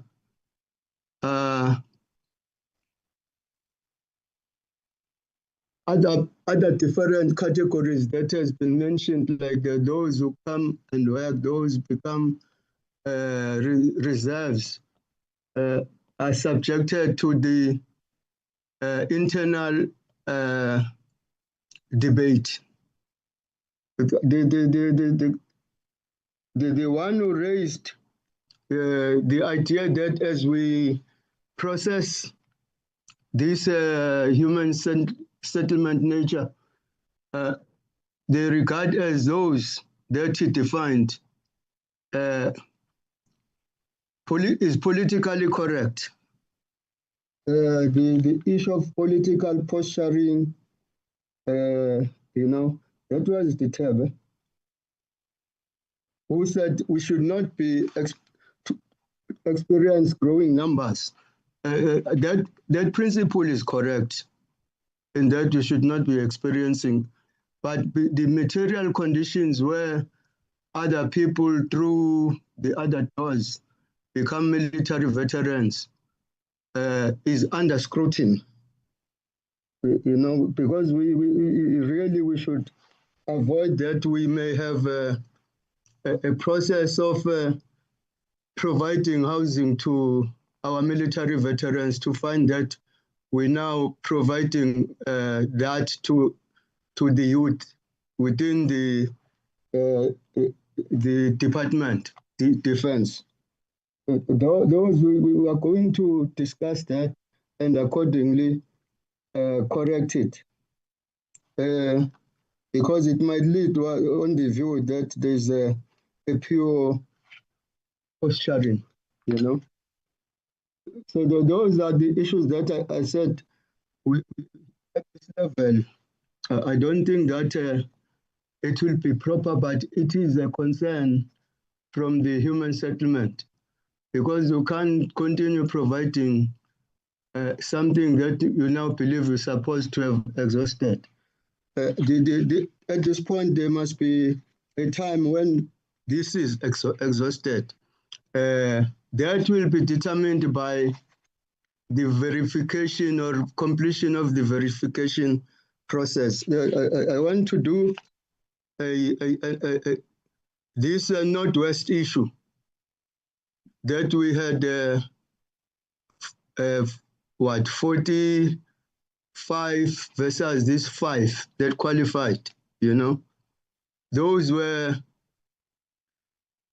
people who call themselves veterans. We have not finalized that issue, but there were people who call themselves veterans. Upon verification process, they were disqualified. Yes, every time now and again, there are people who call themselves military veterans. Upon verification, you will find, I almost made an example of the well-known guy, but I must hold on that. There are some, we will find that in Northwest, we have 100, as they claimed, we have 100 military veterans in theory. Upon going there, doing verification, you come up with 20. Currently, with Free State, there is a challenge in that the team itself that continue with the verification says, no, the number of the military veterans have grown in a manner that they can't believe.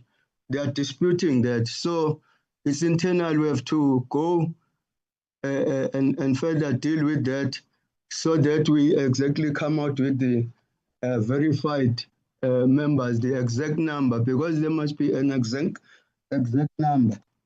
So those are the issues that I would call outstanding issues. I do support the statement by Dr. Mwem in that we need to deliver. Qualifiers need to be reprioritized. I support this statement. Old list versus new list. There must be a new plan to deal with that, and it must be done correctly. I'm not very clear with the issue. The issue of top up comes to the fore at all times.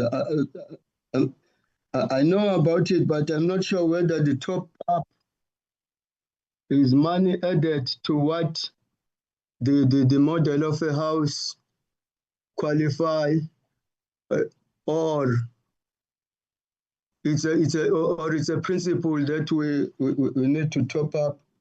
If there can be a further clarification on this one, because it seems to me the model of the house versus top up, you know. Those are the issues that I want to say. There is a visit that was done. The human settlement appeals for joint action on those. In principle, we might not have a problem in that because it's part of the process that supports our program.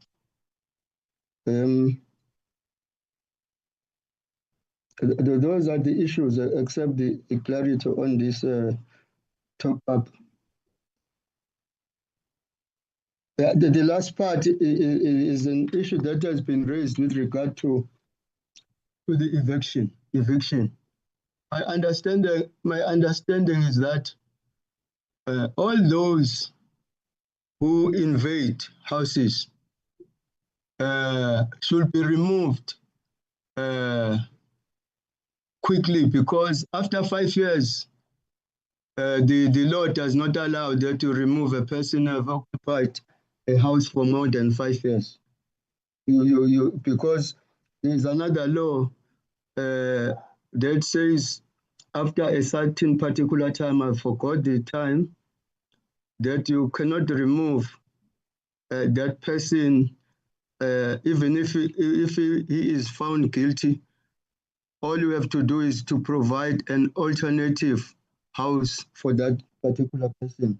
At the defense, we're experiencing that there are people who have invaded our land, but the court ruled that we must find an alternative place for them. They've occupied it wrongly, but we must find an alternative place. So I thought I should also deal with that part. Thank you very much, Chairperson.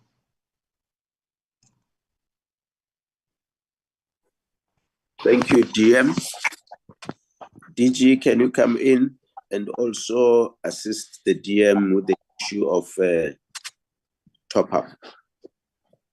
DM, please close your mic. DG? Thank you very much, Honorable Chairperson. Chair, we are largely aligned with what Honorable Ditebe has put forth. And I also align myself with the comments relative thereto of the DGDMV. and to also indicate that indeed the things Honorable Ditabo directs us to be focused upon are what we are looking at, and hence our call that we are focused on the challenges we are faced up with relative to the delivery process and challenges we see there. But we are aligned and we accept the direction he's pointing us to. The second matter, Chairperson, which is what is raised by the Deputy Minister relative to the top-up, the issue is that, yes, the size of the military veterans house is not the same as a standard RDP.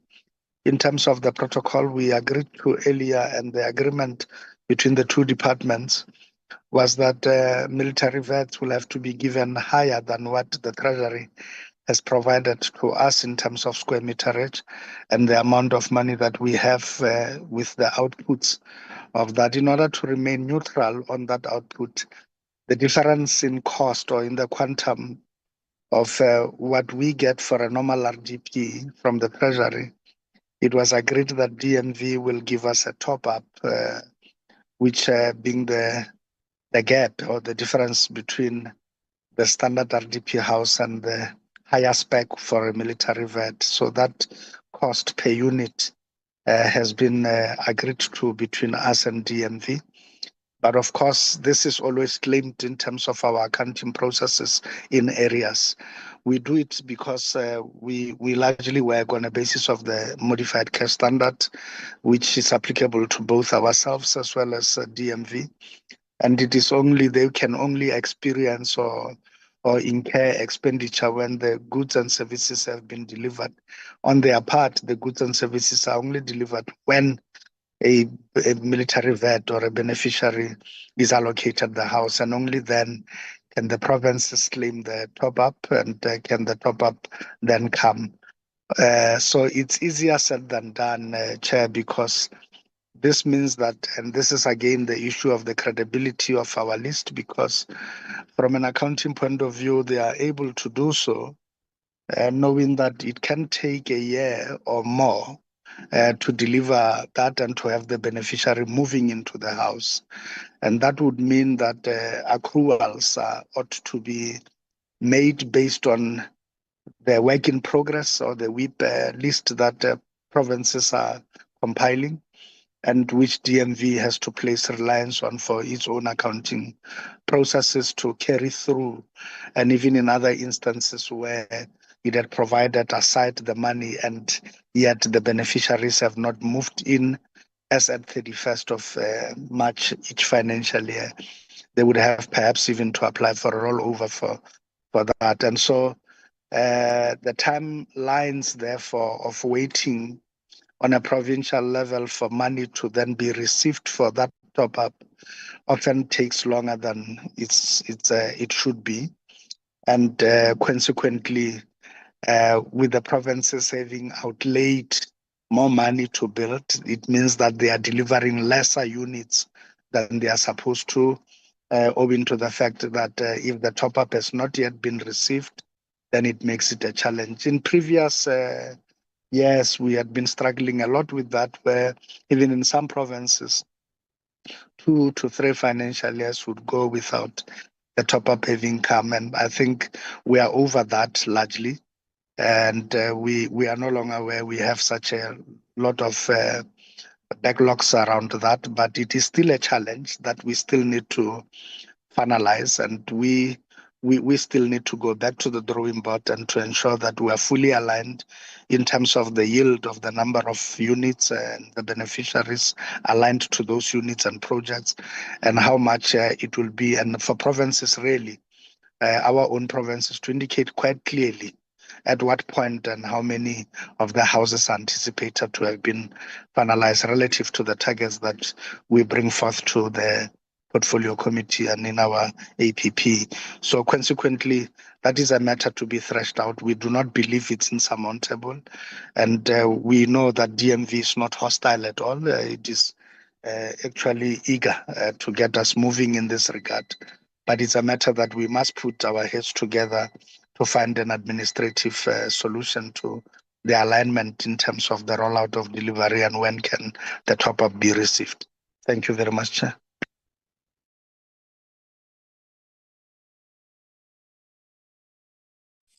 Thank you very much, DG. I think we are done with the presentation from DMV, but acting DG, in presentation. Oh, I didn't see your hand. Honorable Magagula.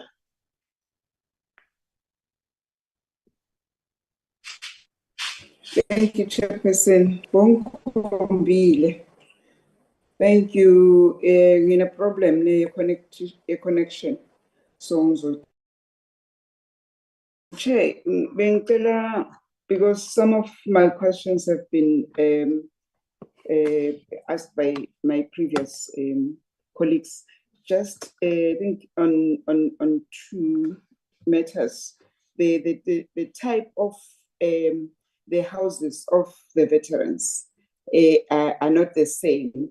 Is it possible that even the typology should be maybe made the same in terms of the housing plan? Chair, on the structural defects where the occupants would come back and complain after some time in the houses. I think the only unit which can assist us is the NHBRC in terms of approval we complete structure that is it's in good condition, because obvious I won't see mina njengomuntu ongasi i-professional ukuthi kunama defects until I occupy the house and before a year, because if you sign the happy letter it would say if you occupy the house, if you haven't complained until 12 months, then it means the house it's in good condition. But I won't see it before I occupy it. Some would be made, some of the contractors would make you not to have ama challenges before a year. And then immediately after a year, then that's when you see ama defects, because the way they've made it, it makes you to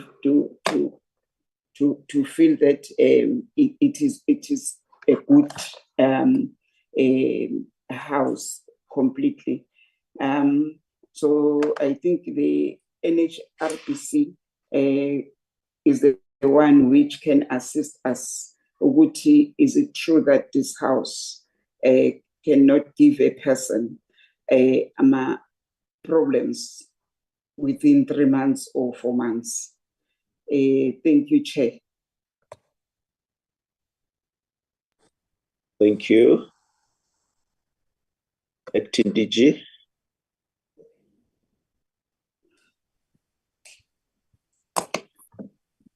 Chair, with your permission, I would ask DG Human Settlement to deal with the issues because they're more on the side of human settlement. Thanks.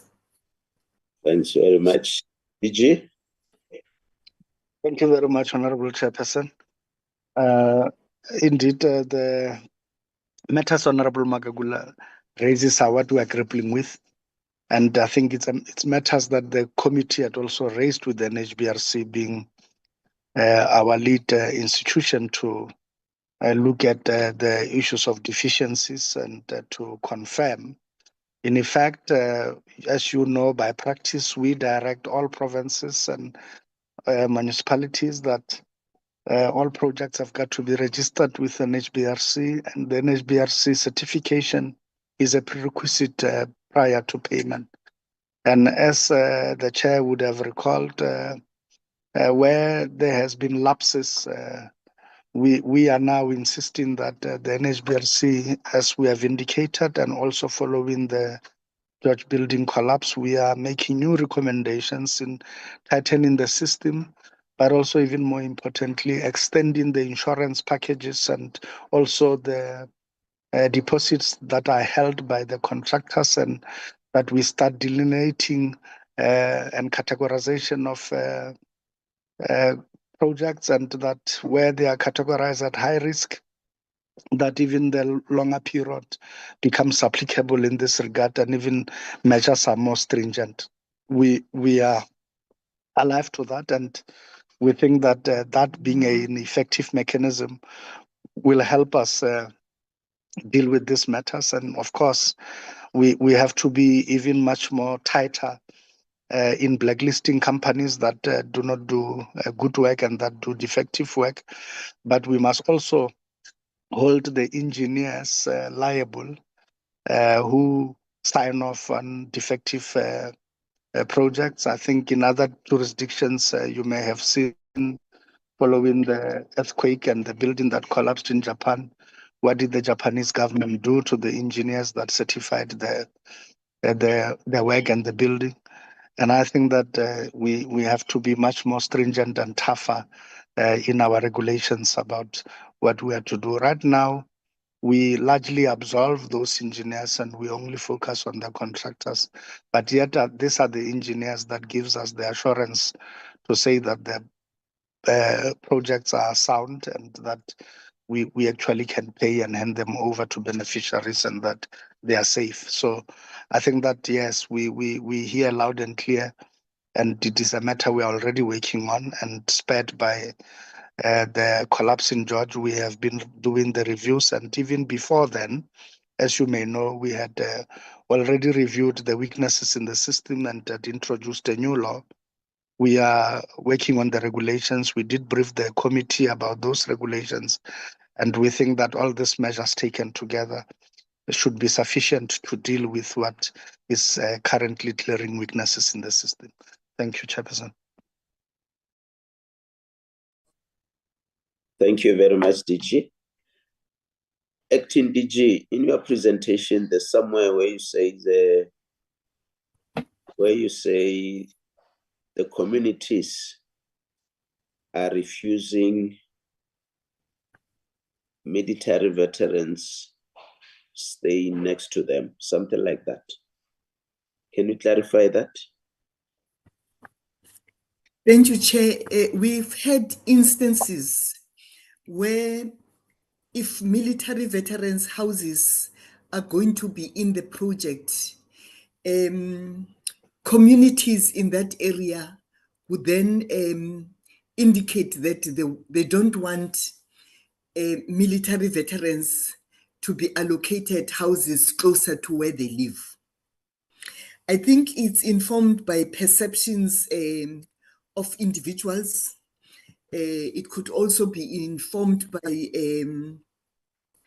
the views they hold strongly against military veterans, perceptions that military veterans are generally people who are out of control and ill-disciplined and having some elements of criminality. As I've said, Chair, it is a perception.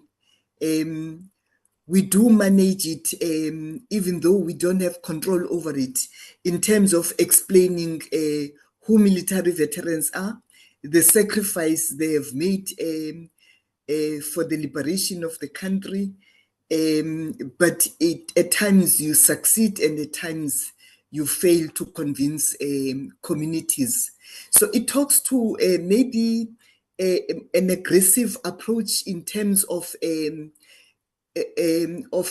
programs that would expose to citizens the role played by military veterans. It also talks to aggressive communication as well from maybe GCIS on who military veterans, including our department, of course. So that will be that, Chair. Thank you.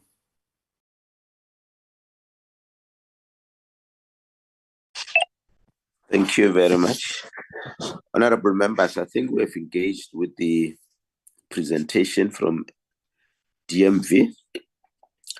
There are recommendations that we support, and members have also added their recommendations.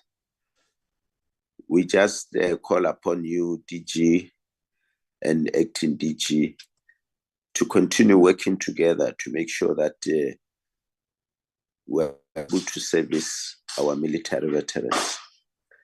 I think the DM said there might be a need to relook at the legislation, because there's no way, like Honorable Ditebe said, there's no way we can have numbers increasing on a daily basis with regard to military veterans. And the acting DG said that we're not necessarily talking of veterans, but we're talking of military veterans. So we need to make sure that we work together to ensure that ultimately we resolve this issue, because to me, it looks like an easy issue, but I understand the acting DG of DMV showed us the challenges that are there because people are enticed to the program because of different benefits. We'll still call you at some stage, acting DG, after some time as a committee, just to check progress with regard to the recommendations as expressed in this meeting and supported. We really want to thank you and your delegation. We want to thank the Deputy Minister. As I move out of this item, I don't know whether the Deputy Minister has some parting words. Deputy Minister.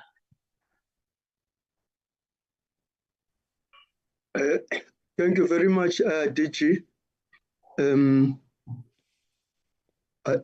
I must indicate that this opportunity to have this meeting is highly appreciated by our department.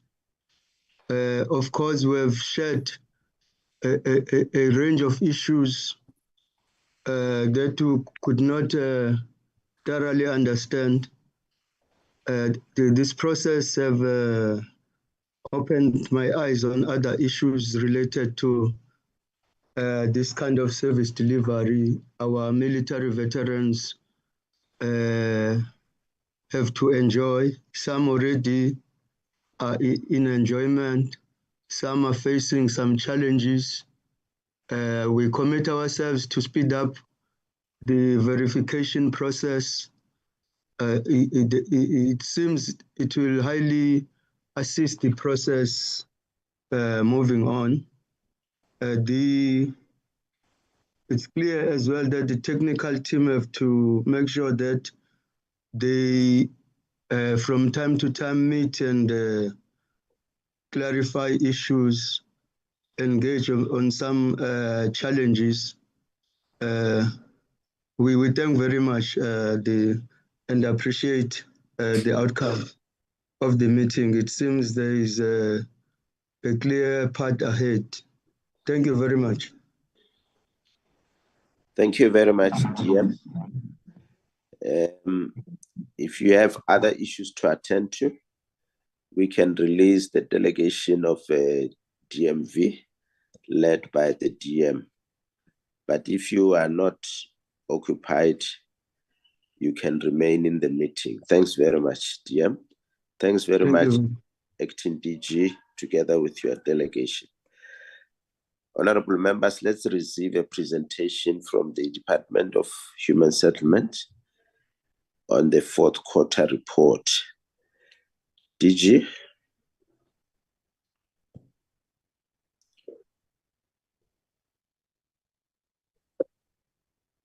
Thank you very much, Chairperson. And thanks to the members. Our presentation looks at the fourth quarter.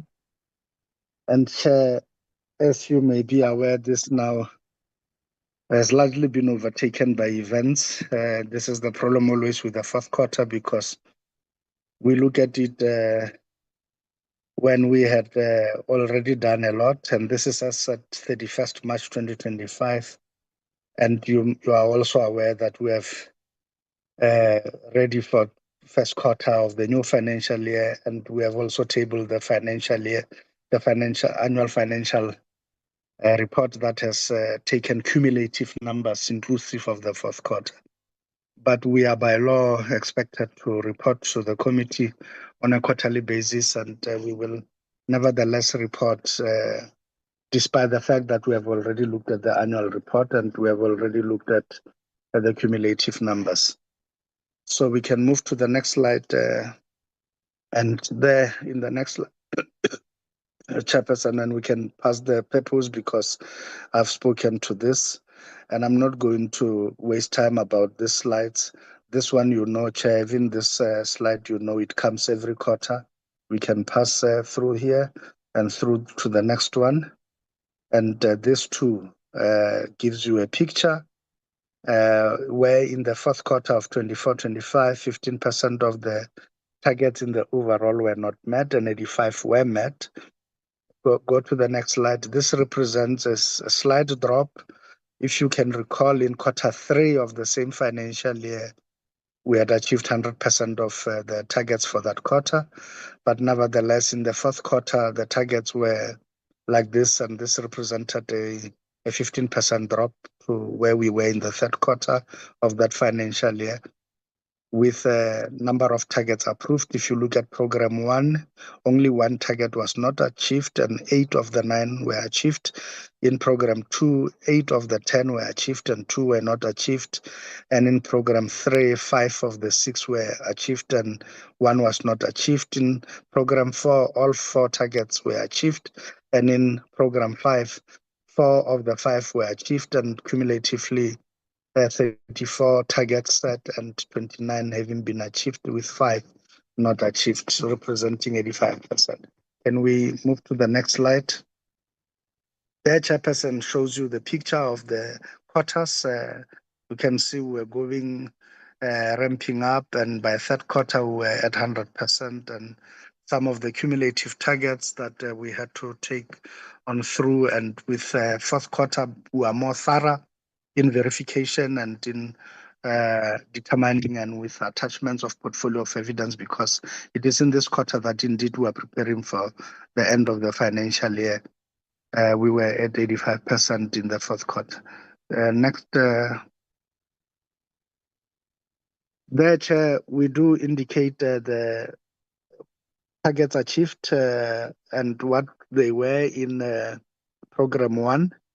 And as you can see, 8 of the 9 planned targets, as I've indicated, were achieved in this regard. Of course, the matter of 100% compliance with statutory prescripts is what we lacked with in that regard. Next slide. So being the target that was not achieved, as I've indicated, and largely this was because it took a long time between us, provinces and National Treasury to finalize on the business plans for the HSDG and the ISUPG. And Chair will recall the rationale why this was the case, primarily because we used that quarter to determine what will be for the next financial year, the business plans going forward. And you would recall that we had just experienced a change in political administration. And this too, we needed to offer our minister a new opportunity to go through those business plans and to look into them and to ensure that she too was happy with the prioritization of what needed to be done.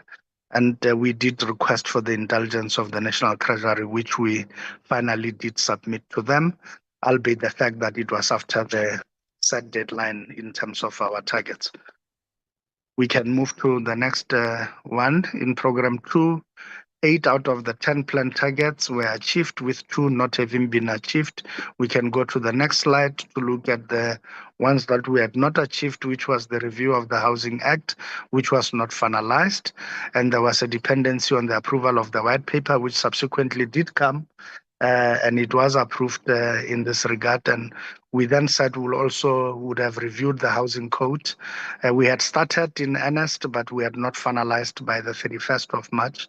And this work is ongoing. And there was a dependency again on the white paper process, which we did come and brief the portfolio committee about, and the delays and the 2 extensions former Minister Kubai had granted for us to consult even more widely, and also the petitions we received from the NGOs that felt that consultation was insufficient, thereby delaying significantly and pushing out the work to be done by 2 more months. We are clear about that, and therefore this had impacted on our ability to finish on the review processes of the 2 important documents. One in Program 3, targets that was not achieved here was the provincial emergency housing response and mitigation plans for 3 provinces that were not developed. This was the first time, Chairperson, we were insisting that proactive plans be put in place for disaster mitigation and response. And 6 of the 9 provinces had managed to give us the plans on time, and the 3 struggled. We had since the advent of the new financial year, we have consolidated even a national plan, and we have made our contribution towards the national structures convened by COCTA, and police of recent have come to FOSAT to present a plan which will be a proactive disaster response plan, and which we are party to and participating in, with the human settlements aspects having clearly crafted in our own plan. So as I've said, this the problem of presenting this now is that we have been overtaken by events. We can move to the Program 4. Here, Chair, there were all targets approved, including the work of the provincial rental housing tribunals. We now can report confident that they are now functional in earnest, and they are taking cases and reviewing the matters very well. And Chair, we can also indicate that the SRA oversight process in terms of their housing stock and the interventions we are making to the 8 troubled SHIs is going well. And so there we have indeed achieved all the 4 targets. If we move to Program 5, Chairperson, in Program 5, the 75% support to be provided to provinces for delivery of service sites. We struggled there because we didn't really achieve what we said we would achieve in 100% support, but we had provided support to largely the several metros as well as all provinces, and we are still looking to meet the delivery of sites target. We have revised this target indicator descriptor to include the fact that the number of sites must actually be achieved to prove that the support has been worthwhile. That is impact linkage, and therefore we accept based on the number of sites achieved that the support provided was only at 75%. We can move to the next one. Here's an overview of financial performance, Chairperson. And in this regard, I wish to indicate that we have the acting CFO, Mr. Nyameko Mbengo. The CFO is on leave, Chairperson. She has a bereavement, and I ask your indulgence that we allow Mr. Mbengo to present on the financial overview as at 31 March 2025 of the 4th quarter. Thanks. Acting CFO. Thank you, Chairperson. On this slide, Chairperson, we'll start with the departmental expenditure by programs. You will notice, Chair, that the total allocation of the department was 33.6 billion. Out of the 33.6 billion allocation, the total expenditure at the end of the financial year was 32.8 billion. That translates to 98% expenditure on the total allocation, Chair. If you look at the expenditure by programs, Chairperson, you will notice that program 1 expenditure achieved was at 80% at the end of the financial year. Program 2 expenditure was almost 100%, and program 3 expenditure was 93%. Program 4 expenditure was 99%, and program 5 expenditure was sitting at 94%.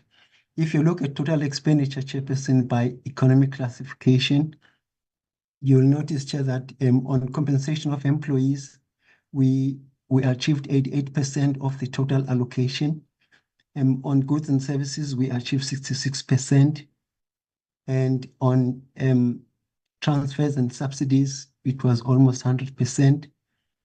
As well as payments for capital assets, it was 37%. On the overall, Chairperson, as indicated above, we achieved 98% expenditure on our allocation. Next slide, please. The next 3 slides, Chairperson, give more explanations as to why we underspend on various items. The first one is program 1 on compensation of employees. There are mainly 2 reasons, Chairperson, why we underspend on compensation of employees. The first one relates to the long time it takes, or it was taking to approve appointments. And as a result, it created delays in the system. The second one relates to the fact that, Chairperson, the department is going through a review of its structure. And the target was that the review would be completed by end of last year, but it could not be completed, and the department is currently working on finalizing it. On goods and services, Chairperson, the under expenditure was mainly as a result of the fact that we had an agreement with SABC for the marketing of our programs as a sector. Unfortunately, that agreement required that we do an advance payment, but we could, by the end of the financial year, expenditure had not yet started, and as a result, the amount paid could not be reported as expenditure. The other issue, Chairperson, was delays in the procurement process in relation to information, communication, and technology infrastructure.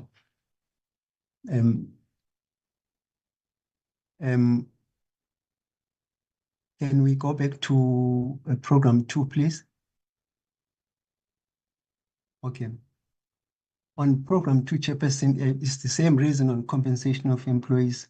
With regards to goods and services, the underspending on goods and services was mainly attributable to delays experienced in procurement process. I must admit here, Chairperson, we dropped the ball because we had a panel of service providers we were using. This panel had a 3-year agreement with the department, and that agreement was coming to an end in April 2025. And when we wanted to go out on procurement for a longer period, we kept on arguing among ourselves as to whether it will be proper to sign agreements which go beyond the term of the panel. And that delayed the procurement process. And lastly, Chairperson, the expenditure on the underspending on ICT equipment, as indicated, is still the same as previously indicated. Can we move to next slide, please? On program 3, Chairperson, on goods and services, the main expenditure is mainly due to the NASP program, which was due to lack of panels for the National Upgrading Support Program. There was also a delay here on the procurement process, and furthermore there was lower anticipated expenditure for the provision of accommodation to qualifying persons in cases of emergencies or disasters, contributed to the underspending. And this, Chairperson, mainly relates to the allocation for disasters that we ended up underspending because some of the money was not spent on the disasters. On program 4, Chairperson, on goods and services, the underspending was mainly due to less expenditure for traveling and delays in procurement processes. Can you move to the next item, next slide, please? With regard to program 5, affordable housing, the underspending on goods and services was mainly due to less expenditure for traveling and delays in procurement processes. Next slide, please. This slide, Chairperson, shows operational expenditure by program. This is the portion of the budget of the department which excludes grants which are transferred to other spheres of government. The total allocation for operational expenditure was 964 million. You'll notice here that the expenditure amounted to 691,198, which translates to 72% of the total expenditure of the department on operational expenditure. When you look at it, Chairperson, by economic classification, you will notice here that the compensation of employees still remains the same. Goods and services is 58%, and payments for financial assets is 99%, and payments for capital assets is 59%. And in total, we were sitting at 72% at the end of the financial year. Next slide, please. This slide, Chairperson, focuses on grants and transfers. All grants which are transferred to other spheres of government, as well as transfer payments to public entities under the department. You will notice, Chairperson, that most of the allocations in respect of various grants were transferred to other spheres of government. If you look at the grants to provinces, they were all transferred to all provinces. If you look at the grants to municipalities, they were all transferred to municipalities. And if you look at the allocations to various entities, all the allocations were transferred as planned to all the entities reporting to the department. And then when you look at departmental transfers, you will notice, Chair, that of the total allocation of 34.6 million, 93% was spent. And you will notice, Chairperson, that relates mainly, one, to the scholarship program. Out of the allocation of 5.7 million, 1.4 million was not spent. And then the other part, Chairperson, relates to the UN Habitat allocation. And that, Chairperson, is mainly due to the fluctuation in exchange rate. It is very difficult to be exact in terms of the allocation for the UN Habitat program allocation. And then the last one is Cities Alliance, which is also subject to fluctuations in exchange rate. If you can move to the next slide, please. The next slide, Chairperson, shows operational expenditure by program. This is the portion of the budget of the department which excludes grants which are transferred to other spheres of government. You will notice, Chairperson, that most of the allocations in respect of various grants were transferred to other spheres of government. If you look at the grants to provinces, they were all transferred to all the entities reporting to the department. And if you look at the allocations to various entities, all the allocations were transferred as planned to all the entities reporting to the department. And then when you look at departmental transfers, you will notice, Chairperson, that This slide, Chairperson, looks only at emergency housing, the portion of the allocation which is allocated for emergency housing. You will notice, Chairperson, that if you take all the various allocation for emergency housing, they total to 1 billion. The first one being goods and services on assessments.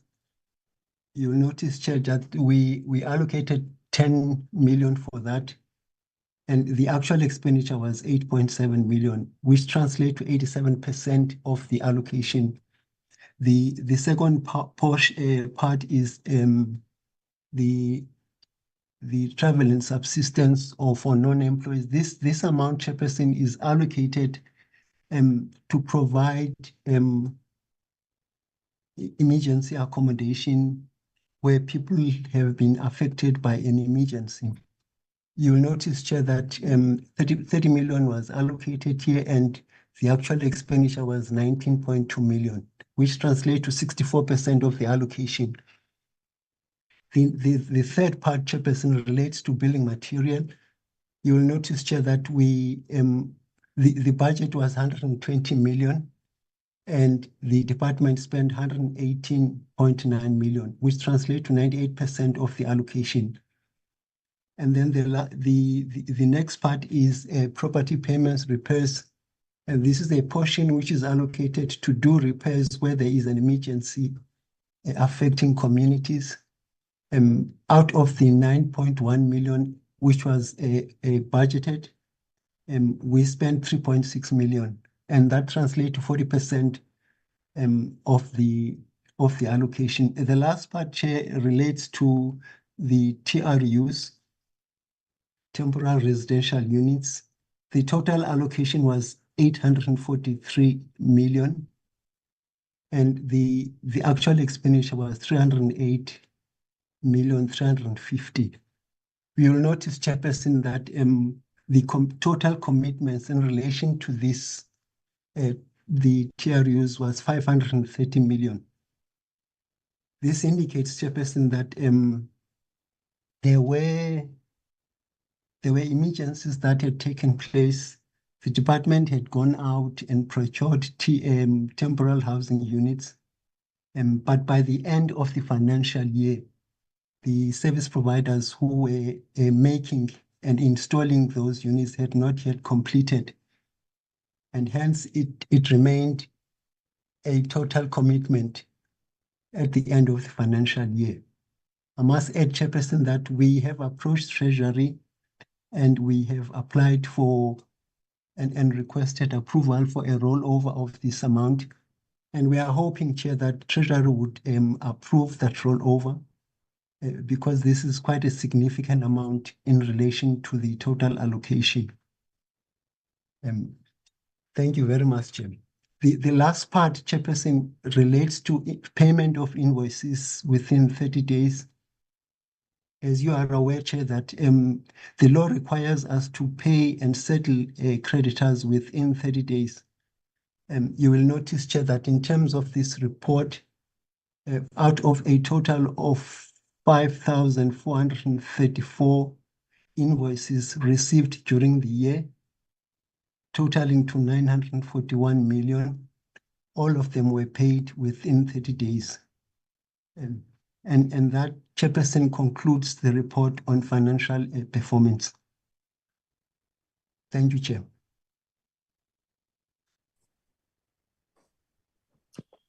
Thank you very much. Honorable members, there's a report.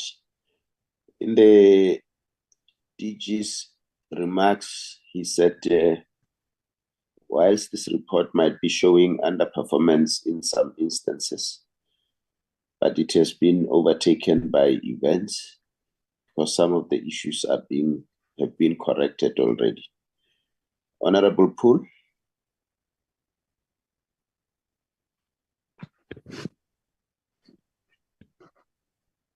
Thank you, Chair. Nevertheless, I know the comment made by the Chair, but I still gonna ask my questions. When it comes to the general financial oversight, my first question is quarterly 4 drop in housing impact. Share across the 4 quarters, you will see that quarter 4 showed a noticeable drop in performance and delivery. What effect has this late dip had on the department's overall expenditure, efficiency, and more importantly, what does it mean to the thousands of beneficiaries still stuck on the housing waiting list? Secondly, when it comes to administration business plans not submitted, share the failure to finalize and submit provincial HSDG and ISUPG businesses plans is a serious compliance lapse.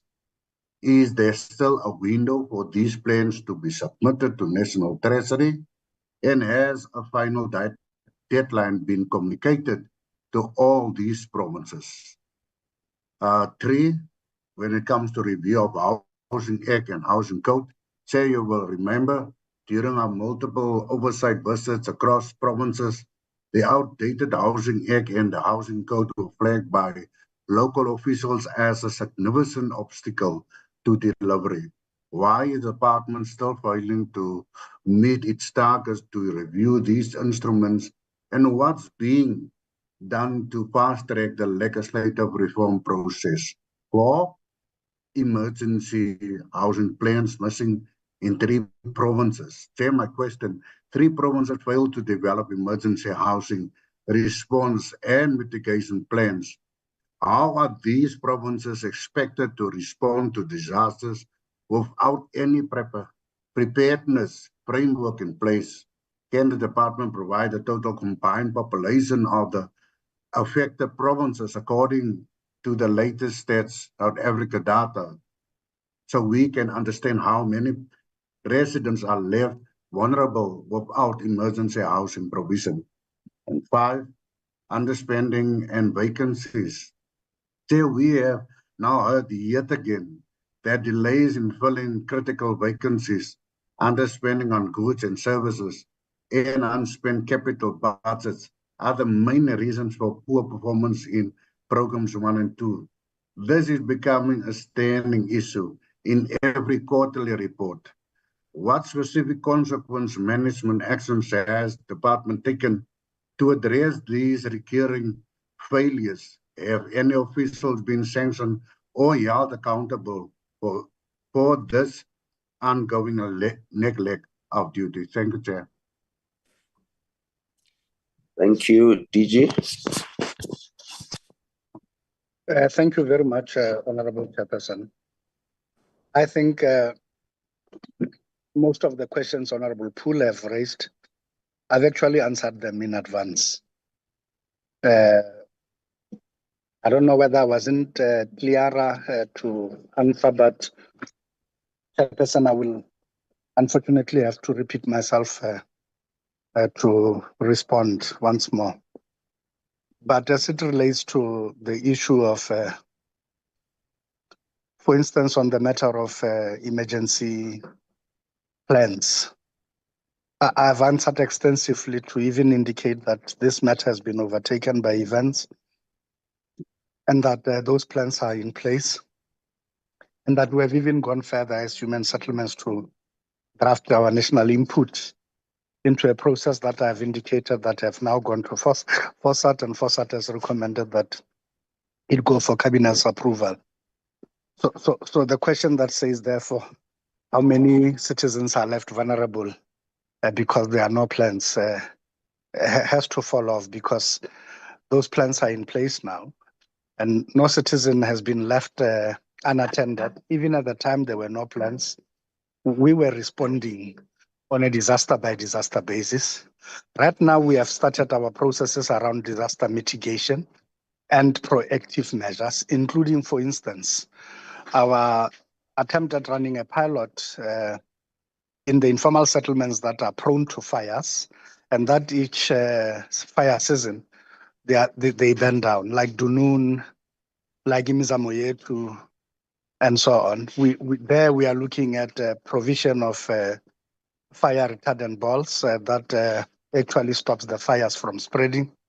And we are looking at these proactive measures as part of our new plans and interventions that we have now put in place and have approved. I've indicated also on the issue of the business plans what the delay was, and I've indicated also in advance that no harm came out of that. There is no province that was left without an allocation and that did not receive its money as a result of this.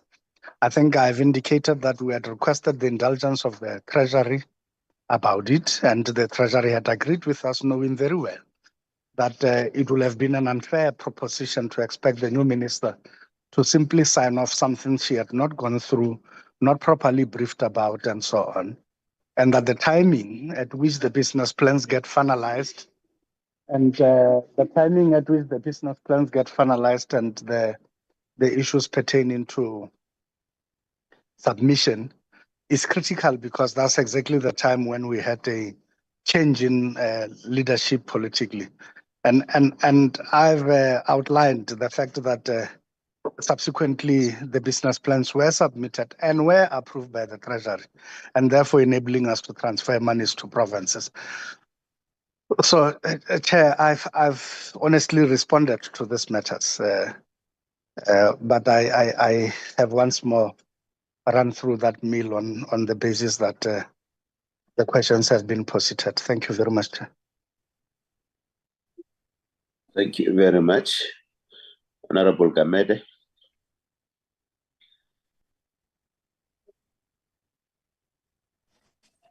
No, thank you very much, Chairperson.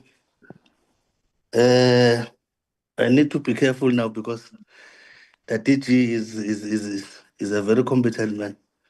Some of our questions has already been answered, maybe. But let me start by the consistent underspending of consultant across multiple programs, such as Program 4 and Program 5, such as the potential overestimation of consulting needs or further inefficiencies within the procurement process related to these services, warranting a closer examination of the planning and execution of consultancy engagement.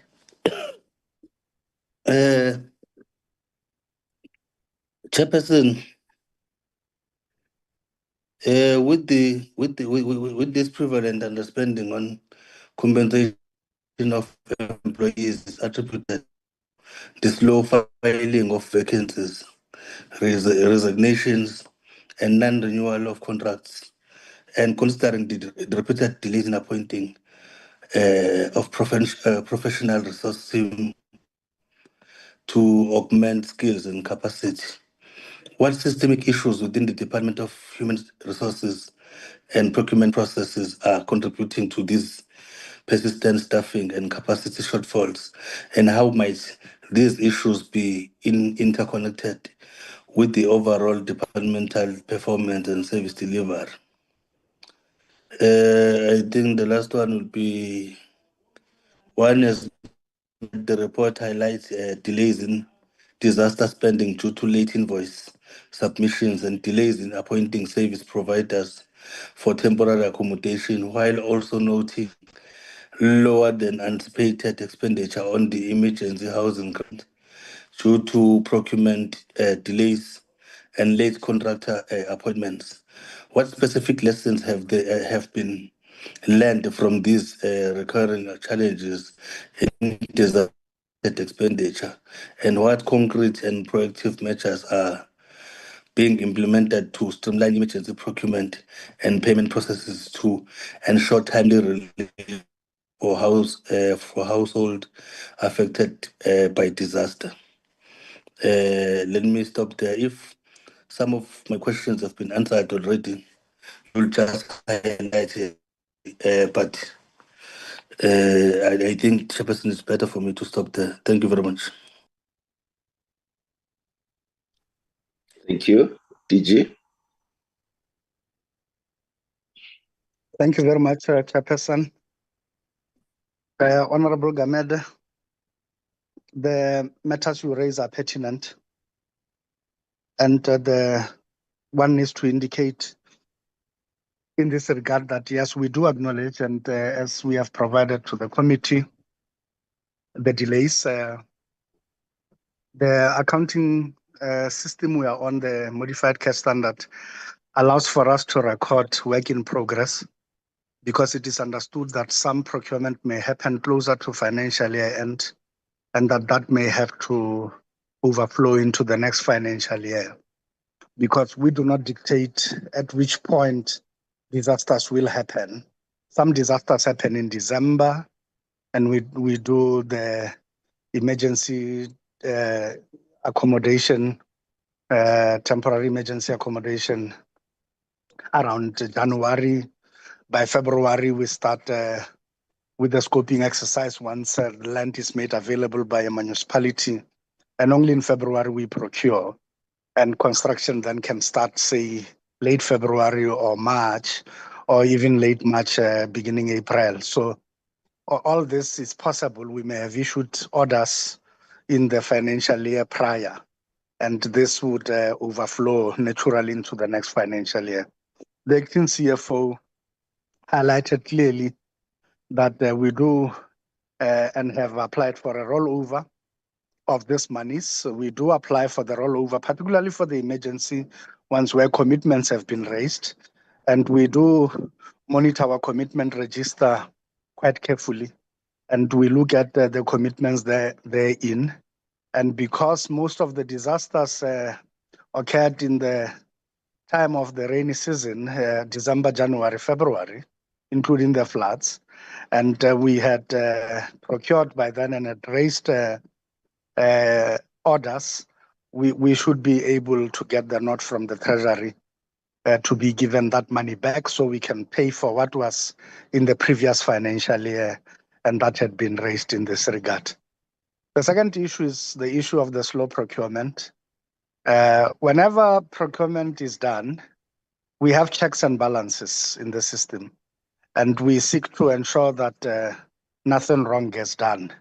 And where we do find that things have not gone well procurement-wise, it is not wise and prudent to continue anyway. It is always wise and prudent to restart the process, discipline those that may have been involved in that process that is not proper, and ensure that things are done well. You ask Honorable Gamede as to what we will do, Chair, in terms of improving on this. We are beefing up our panels, and we are expanding the scope of work for the panels, and we are also bringing in new panels and new service providers, and we want to use the system of regional identifier so that the contractors closest to the problem are the ones that would be able to respond much more faster. But in order to make the system more agile, we're beginning to put new conditions of contracting, including a request for a upfront deposit as well as a request for stored items. This time, we're shifting the issue of inventories from our side and from ourselves keeping building materials and things like that, and we want to shift them to the side of the service providers, that the service providers are in a position then to keep same, so that the response times are even much more faster and agile.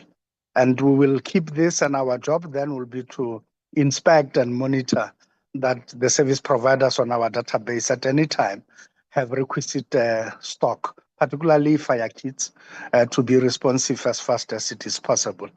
So that is the procurement reforms on our part and improvements we are making to make our system much more agile. Thank you, Chairperson. Thank you very much. Honorable Duterte.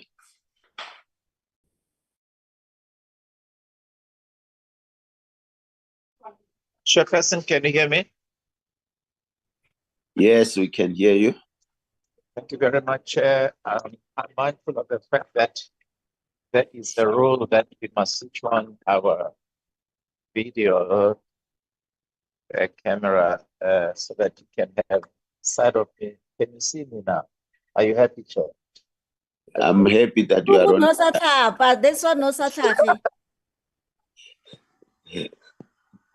Chair, thank you. Please protect me, Chair, against Mrs. Betty. Chairperson, I will then proceed. Chair, thank you very much to the DG for the presentation. Chairperson, just 2 or 3 things.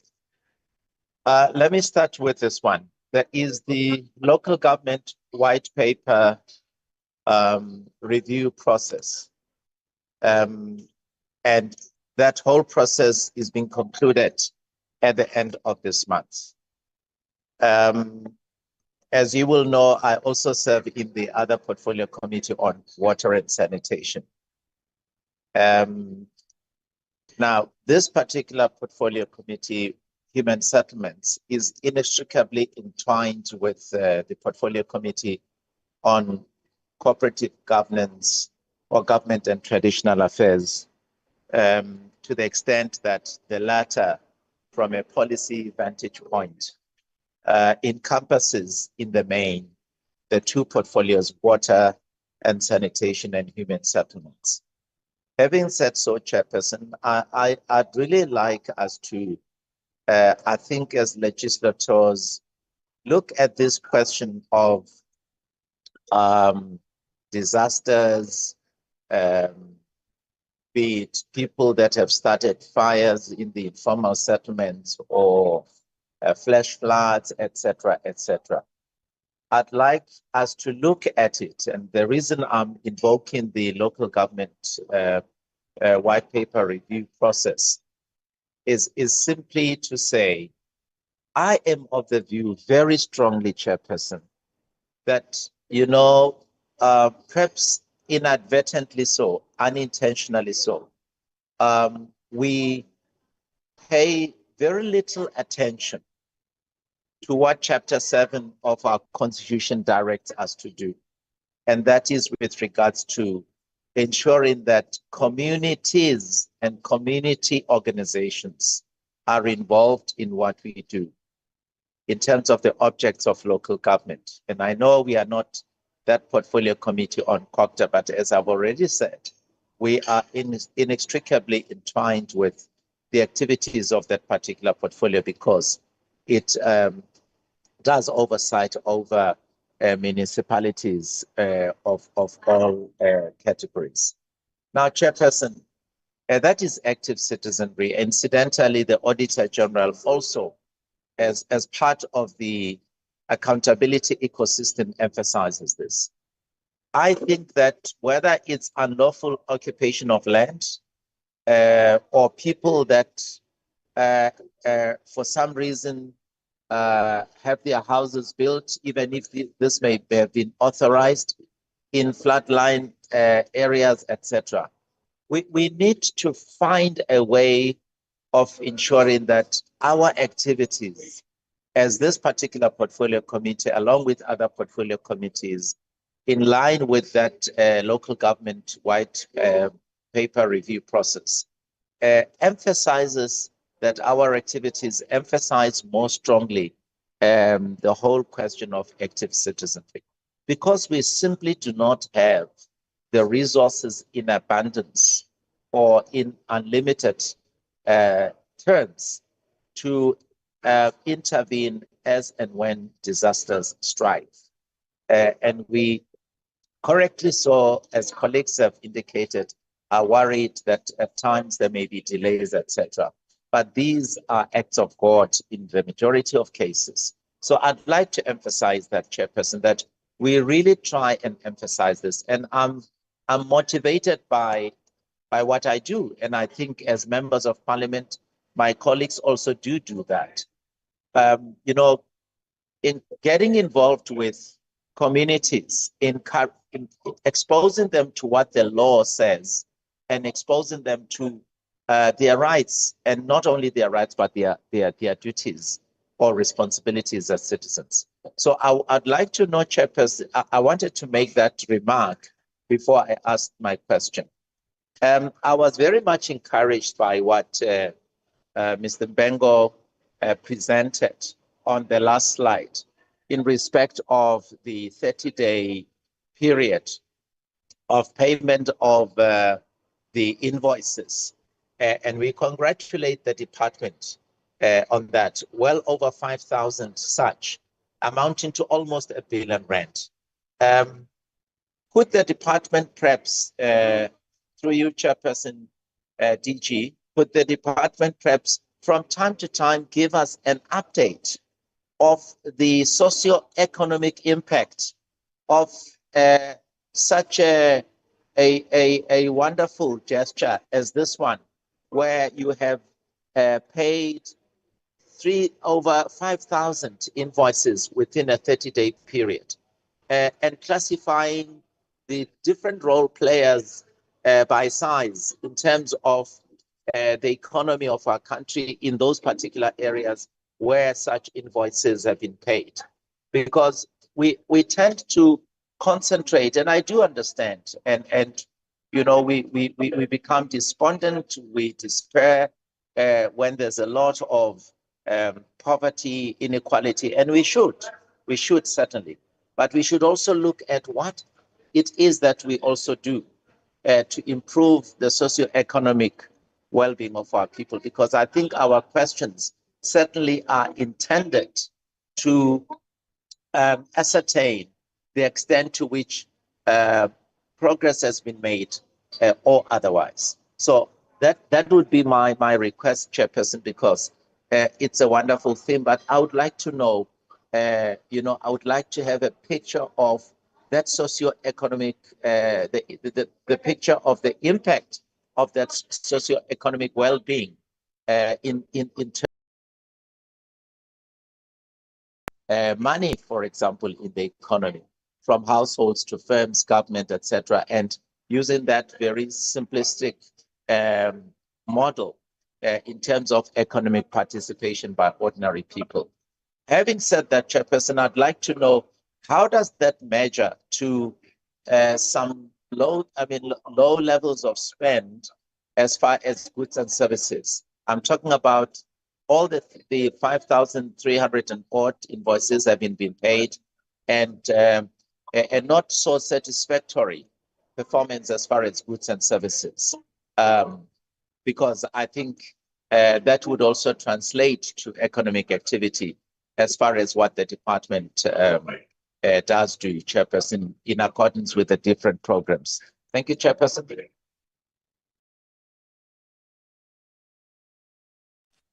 Thank you very much, DG.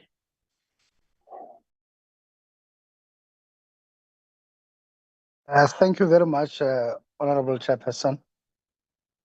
Indeed, we have taken to heart the last time Honorable Ditebe raised the matter of us subscribing to the standards and the guide in the CSIR manual and document, and we are subscribing to all the three of them, the red, the green, as well as the blue book, and we are institutionalizing the same. And hence the need then to call as a first stage for the plans from provinces. And since then, we had been hard at work and trying to institutionalize this, and we now have mitigation plans.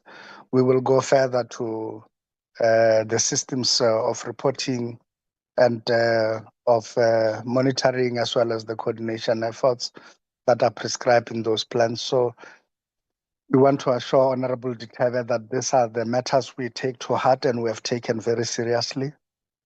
On the second part, he's raising relative to the impact this is having.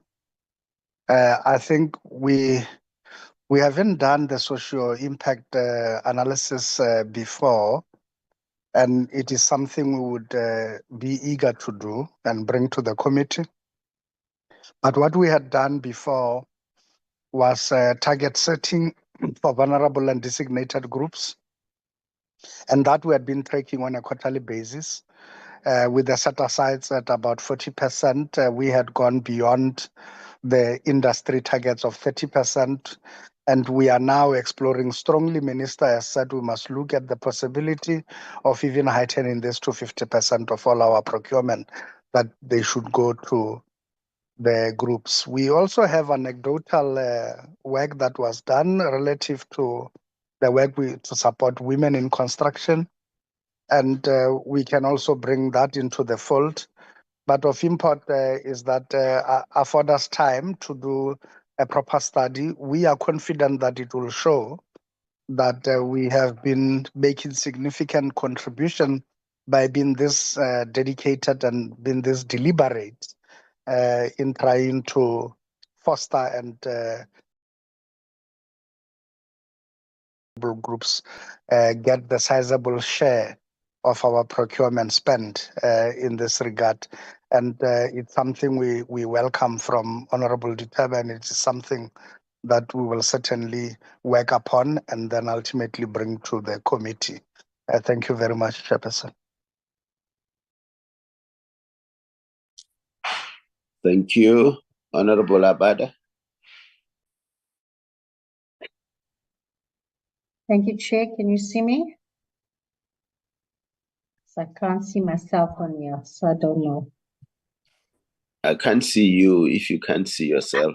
I don't know what's going on. It's not showing me a Continue. video. Oh, there.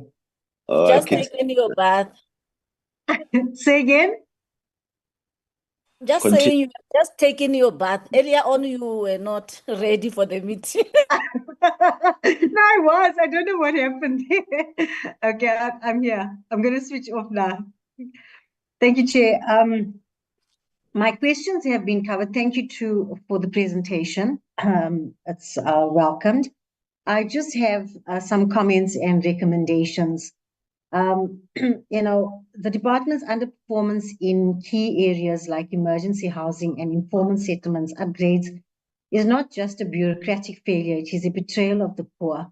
And again, we're coming back to, the dignity and the humanity of our people. So, we need to be cognizant of helping or taking into consideration our poor, which I know we're trying, but I just feel that we're not doing it hard enough.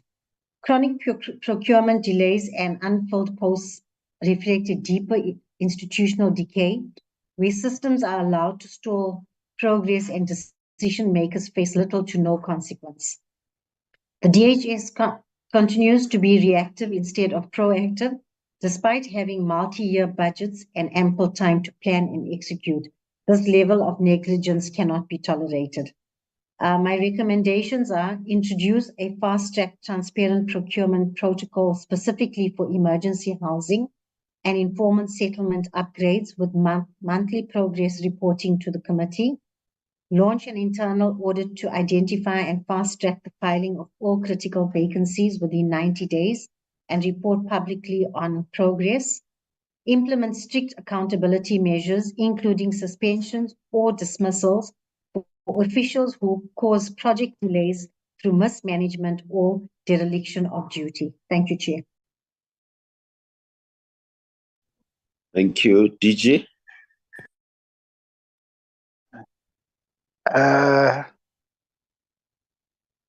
Chair, thank you very much. We note Honorable Abada's comments.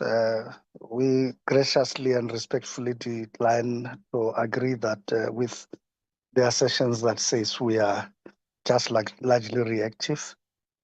The assertion is devoid of our input that indicates that we have begun now taking proactive measures, which I have already alluded to, inclusive of the pilot we seek to run in communities such as Kennedy Road in eThekwini, Dunoon in the Western Cape, Mizamoyetu, and so on. And that we have dedicated ourselves to being much more proactive, inclusive of the current plan and the strengthening of the regulations to also give notice to communities in the low-lying areas. And the work that we have done with the HDA to aerially by drone to map the areas of informal settlements and to also indicate which ones are within the 100-year flood lines, and to start indicating to those communities and the social facilitation process to encourage them to move, and for us to begin with metros to identify land parcels that are suitable for their immediate resettlement, so that we do not wait for them to be in a disaster. And the same, despite the misgivings of what we have reported previously, that some refuse to move, but nevertheless, that work is a proactive work. It's not reactive at all. It's proactive work that seeks to address the matter going forward, that we have fewer communities that are actually flooded. So, Chairperson, we respectfully disagree with the assertions made. Some of the recommendations pertaining to how fast we can make the processes faster of recruitment of critical positions, including one that says we must do it within 30 days. This is unrealistic and fails to take into account the current legislative processes that compel us to at least run an advert for 30 days itself, and a minimum period of, at least if I shorten that, I can't shorten it by regulations to below 21 days. So given those considerations, it is not possible. It's far from reality what is being proposed that the department can do within 30 days. It's not possible. I think what we should do is to explore what else other than what we are doing within the confines of policy and outside of the processes relative to our own review of the structure and the positions we had deliberately said we would not fill, and those that we had said that we need to rob Peter to pay Paul in terms of the priority areas, and the processes that we have followed intensely on advice of experts such as Ernst & Young, and working closely with those experts. And I want to respectfully decline with what has been proposed to us and the comments that have been made prior to the proposal, on which the proposal hinges. Thank you, Chair. Thank you. Honorable Kakakilwe. Thank you, Chair. And let me also welcome the presentation and the efforts done by the department. Chairperson, I am noting that in most instances, the department does not have an authority over these municipalities and the provinces. The performance, especially of the metros, there is no improvement. Chairperson, if you can recall, we met with the metros, we met with the HODs and the MECs, but I'm looking at the performance of Mangaung and City of Cape Town. They are really doing bad, as much as all the metros are not performing at all. The department has tried, the portfolio committee has tried, but then I will recommend, if it is possible through you, Chair, that how about us meeting with the premiers, because they have authority over the provinces and the metros, if that thing is possible. And then my first question is with regard to the critical position. I am sure it's going to bore the DG, but mine is different. I just want to find out if the problem that the department experienced with Department of DPSA has been resolved. Are all critical positions, while noting that the organizational structure is still under review, are the most critical positions funded and approved? I'm not going to give a deadline of how soon they can be filled, because the DG has explained that. And then the city of Mangaung, In one of our meetings, Chair, we were told that they are getting a special care. And we were sure that by now there's going to be an improvement at Mangaung. But from the presentation, it doesn't show even that support, while still acknowledging that the department will only support but cannot take any action, cannot coerce anything. But we still have to do something. We cannot be having money which is not spent and services are not provided to the communities or the people of South Africa. That is my input, Chair, and thank you. Thank you very much, DG. Thank you very much, Honorable Chair. And through you, Chair, Honorable Kekakilwe, the positions that are critical and that have been identified and reinforced at our last MINTOP held in Cape Town, it was agreed that all those positions now should be advertised, particularly all positions that now we see and have been designated critical and appear on the old structure and also in the new proposed structure. We should fill all of them without further delay. That process has started. We are now even heading towards interviews for Chief Director ICT and Chief Director Grants Management and many other critical positions. For instance, we were just filling even the junior positions, some of them on an acting basis until we finalize with the consultations with unions, but some we are now busy recruiting on a full-time basis.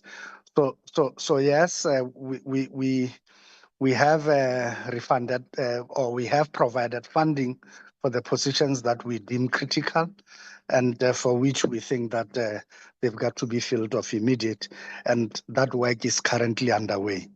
We are now, Chairperson, obviously going towards the issue of the macro or micro structure, and we are beginning that work with Ernst & Young.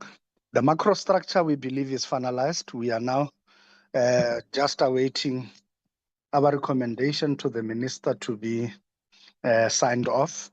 And once the sign-off would have taken place, we will table the microstructure in the bargaining chamber and start the processes with unions, and from which the critical positions as per identified by us and after due consultation would then also will go into speed in beginning to recruit on those positions. In as far as the issue of Mangaung is concerned, yes, Mangaung is a challenge. You would recall, Chair, that we come from a point where we had frozen their money completely, where over a period of 3 financial years we have been doing the stop and reallocation and taking money, but that's not the end game and the resolution, because the people of Mangaung would continuously suffer with poor infrastructure if money is diverted from them all the time.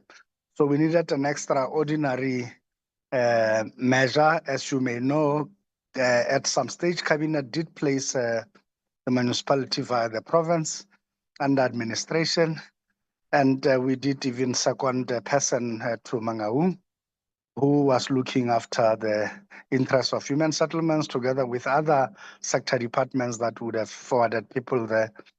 And ultimately, even that person from our side ended acting as municipal manager. So I'm just repainting this history to show how much we have placed the municipality under tutelage. And once we were able to withdraw, once we saw stability had come back, a municipal manager was appointed, a mayor was appointed, a mayoral committee and all governance structures were put in place. We needed to give space and time for the municipality to do its job and be accountable to us, because the system is not designed that we would necessarily run the affairs of the metro. And Honorable Kekakilwe is spot on and correct that it is not our job to actually do that job for them. and he observes that it appears we are a bit lame in terms of our authority over these municipalities, and the instruments at our disposals are quite limited. We agree with that assertion, and I think observations are correct and spot on. There is a limitation, and which often plays into those that tend to forget that we are not a federal state, but we are a unitary state. And the centrality of national government is not in question in terms of the constitutional arrangements, but there are others who believe that the national government should be put at bay. Nevertheless, it is within that constrained environment that we are forced to utilize the limited instruments at our disposal, in this case, including the business plans and including the leverage of the transfers we make, and the DORA Act as a key legislative intervention for us to do what is essentially necessary. So given these considerations, Honorable Chairperson, one then can only indicate that whilst we agree, we also have seen some improvements on the part of Mangaung, but it isn't what it ought to be. I think that acknowledgement must be made right away. To that extent, we have already had at ministerial level a bilateral with Mangaung, the latest one being as early as last week. And even before then, at administrative level, we had been having bilaterals with Mangaung. In a space of 3 months, Minister has already met Mangaung twice, just to indicate, and has done a visit to the city as well, to determine that. That shows how close to the ground and how we have our finger on the pulse of Mangaung in this regard, despite the limitations. We have agreed on issues like consequence management. We have agreed with them on what they need to do, the reports they need to give to us, the interventions we are redirecting for them. And I think one should not forget that Treasury this time around initiated section and invoked section 18 of the DORA itself and went to town in terms of the stop and reallocation exercise. And with that exercise having been done, and despite Mangaung's money having been reduced, at the end of the period, they were yet not ready. And I'm sure you now know, Chairperson, that we had asked them by last Friday to have given us their own revised spending plans and to show us, because they were adamant in the meeting that the performance we see would have improved significantly by year end. And this all taking into cognizance that the figures were given there and the misalignment of the financial years of national as well as provinces and national provinces and municipalities on the other side is not the same. And therefore, they still have a week. So we see how that goes and how we close the books with them for them to report back to us how they have performed. And we will take further steps and further measures from there, acting in tandem with the National Treasury to make sure that we are within the law, but we also exercise not a gung-ho approach, but a restrained, measured interventions that should make significant impact. Thank you very much, Chairperson.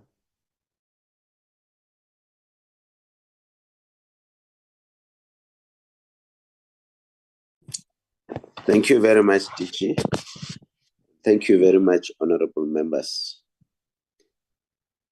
I think if one was to comment, we must agree that it is national. Like the DG said, we're not a federal state, we're a unitary state. And the budget of the whole country is appropriated at national level. Maybe even with human settlement, we must consider what the Department of Water and Sanitation is doing. Because when they transfer money to municipalities, for example, they end up paying salaries and not directing the money to where it's supposed to. The Department of Water and Sanitation, if I'm correct, has suggested to Treasury that they no longer transfer that money, but direct the money to the creditors.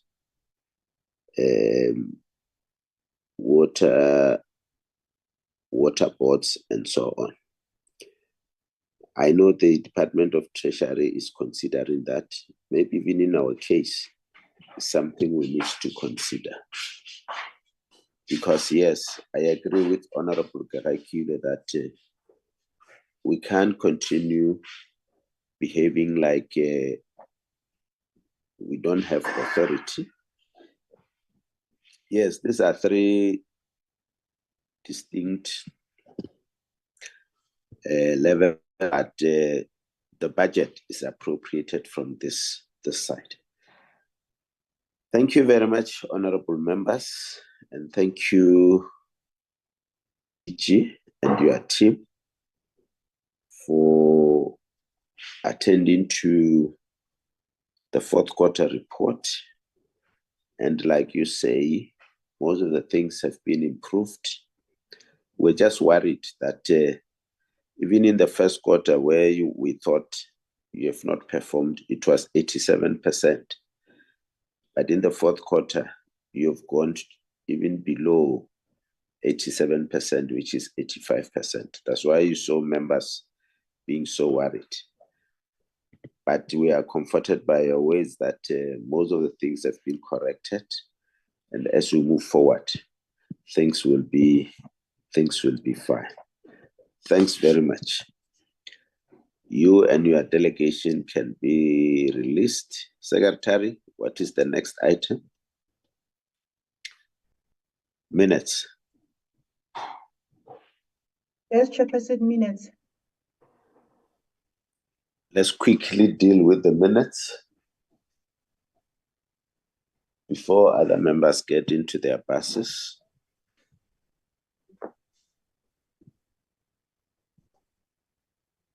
Minutes of the 11th July, honorable members, last Friday. There's the agenda. Can you scroll down?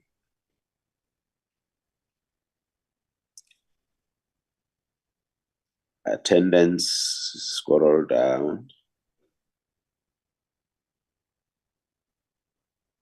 Still on attendance, scroll down. Opening and welcome, apologies. Adoption of the agenda, opening remarks. It should be Mawiga, yes. Briefing by the City of Joburg, Gauteng, scroll down.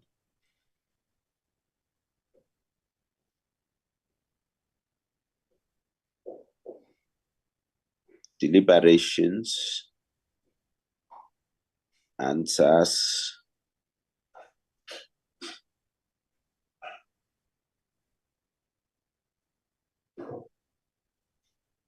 Questions and answers. Briefing by Western Cape. Scroll down. Deliberations. Responses. Recommendations.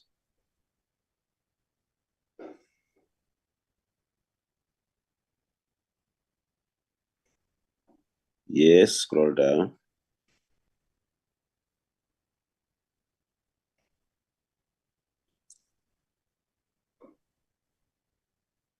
Adjournment 1345. There then, this is a record of our meeting held on Friday the 11th. Are there amendments, subtractions, additions, corrections? I know, and I think we must apologize that we might have sent the minutes a bit late. But like we said to the secretary, we need minutes of the previous meeting in the following meeting. I think she's trying hard to make sure that we get this minutes. Any correction?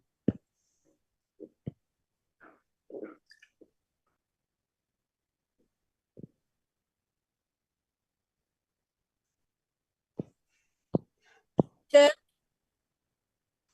Honorable Khakile. and thank you. The minutes, we've just received them this morning. That is why maybe most of us, we don't have anything to say. But I don't have anything to say. Thank you. Thank you very much. Can I get a motion for the adoption of the minutes?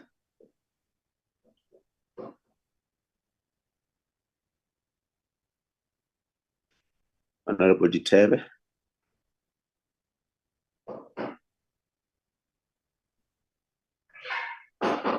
Honorable Ditabe, you are muted.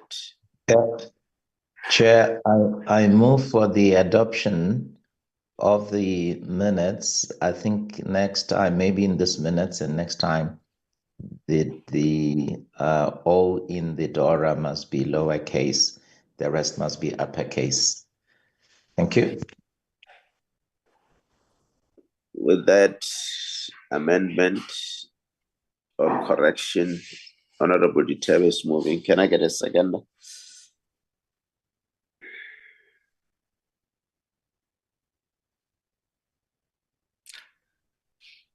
I second, Chair.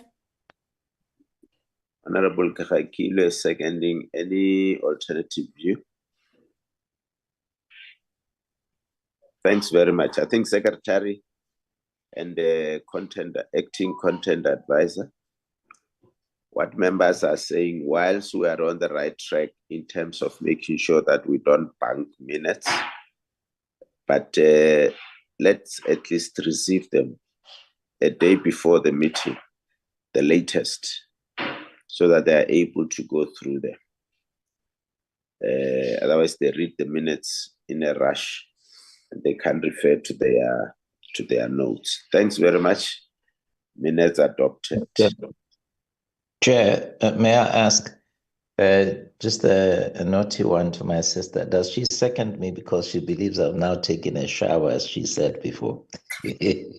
No, I'm seconding because I am sure you have gone through the minutes. Otherwise, you wouldn't have proposed for the approval. Yeah, and don't. Honorable Abada and I are at one. We've taken our showers. Just correct that, not together, eh? I second you. But you must second him because he has taken a shower, correct? If he has not taken a shower, you must not second him. No, that was on a lighter note. Thanks, Chair. Thank you very much. Honorable members, before we leave the platform, Secretary, can you just talk about our visit next week? Because we are not going to have another meeting, as far as I'm concerned, until, yeah, Secretary. Hello, Chair. Yes, next week on Thursday morning, we will be traveling to George. Everything has been done, but we are just waiting for a final approval on the finances so that we can then be able to pay the traveling agent for our tickets and accommodation. KC was following up with the office of the acting divisional manager. So maybe by end of today, we will be able to inform via WhatsApp what is the latest. But everything has been done. I can share the draft or the proposed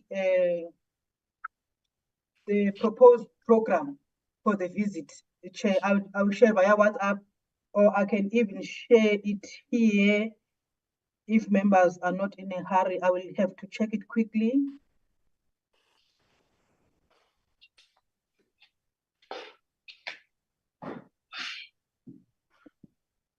Okay, let me see if I can. Chair, while the Secretary is looking at the presentation, are we required to take any special clothing like boots or anything? The terrain that will be in, is it of the nature that would just require casual formal address, or will we be going to the dongas and stuff? In which case we might have to take appropriate boots or shoes. I'm just asking. Chair, in our last meeting, prep meeting, there was an indication that the municipalities will borrow us the shoes, like the protective gear. But tomorrow we will have another one. So I will check with them if they will be able to assist, because they were still going to check if they do have the protective gear. But I will advise Chair, even via WhatsApp, on whether we will be getting those protective gear tomorrow. Chair, as you can see now on the screen, the proposed program. Can you see it, Chair? Yes, we can see it. Oh, okay. And the department is also, because the meeting tomorrow will be emanating from their visit, their pre-visit, to check if the sites, if we manage to be able to visit all the sites as proposed here. They will check they will map the route, and they will check distances as well. So according to this draft program, we will be departing from Cape Town in the morning of Thursday, our 7:20 flight, 45 minutes to George. We will then land and travel to Knysna, and we will be having our meeting in Knysna Municipal Chambers from 10. Then we have lunch in Knysna, and after that we'll visit sites in Knysna. Then we will come back and sleep over in George. Then in the morning of Friday, we will travel to Mossel Bay, view projects in Mossel Bay, and have lunch, maybe Mossel Bay or George, and then have visit the sites in George up until late. Then we will sleep over again in George. But there are those members who indicated that they won't be able to sleep in George because of their other commitments.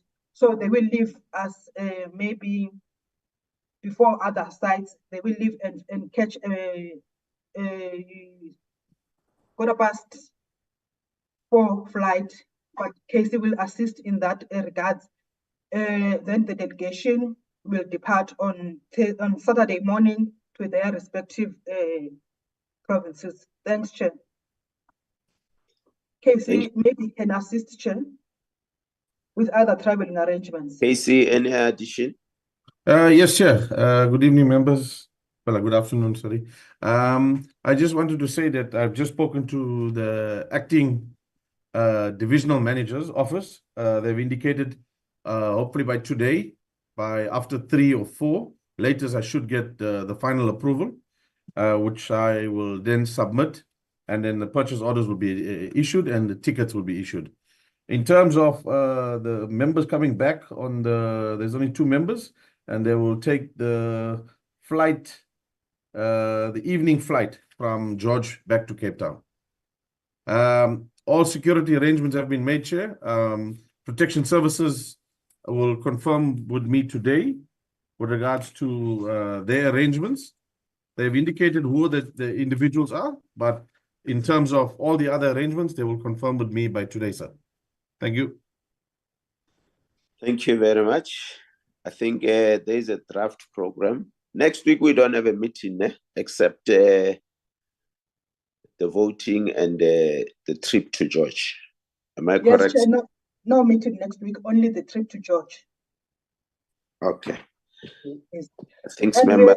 Sorry, Chair, and we also advise that the issue of the building that collapsed, now they're only saying that it's a site, there's nothing there, but we'll still have to go and look at the site, Chair.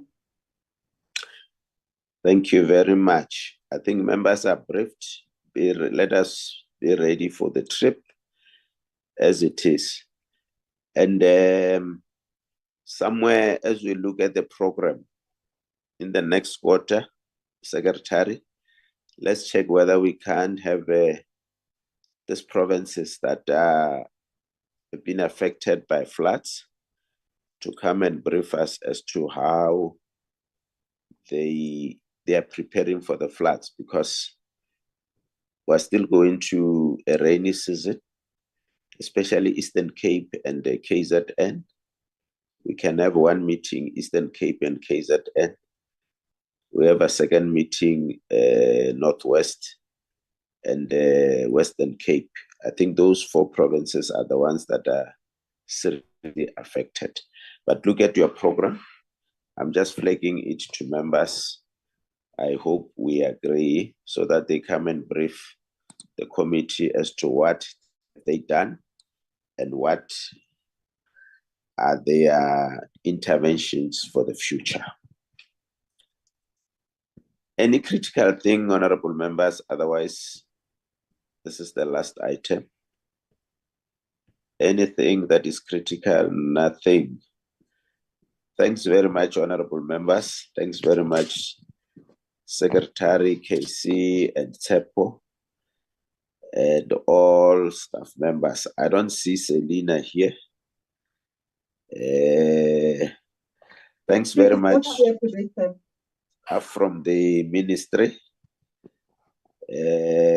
Honorable Miembani and your colleagues. Thanks very much. And everybody who was in the meeting. The meeting stand adjourned. Thanks very much. Enjoy the rest of your day. Thank you, Chair. Thank you, Chair. Thank you, Chair. Everybody. Bye, everybody. Thank you, Chairperson. Thank you, Chair.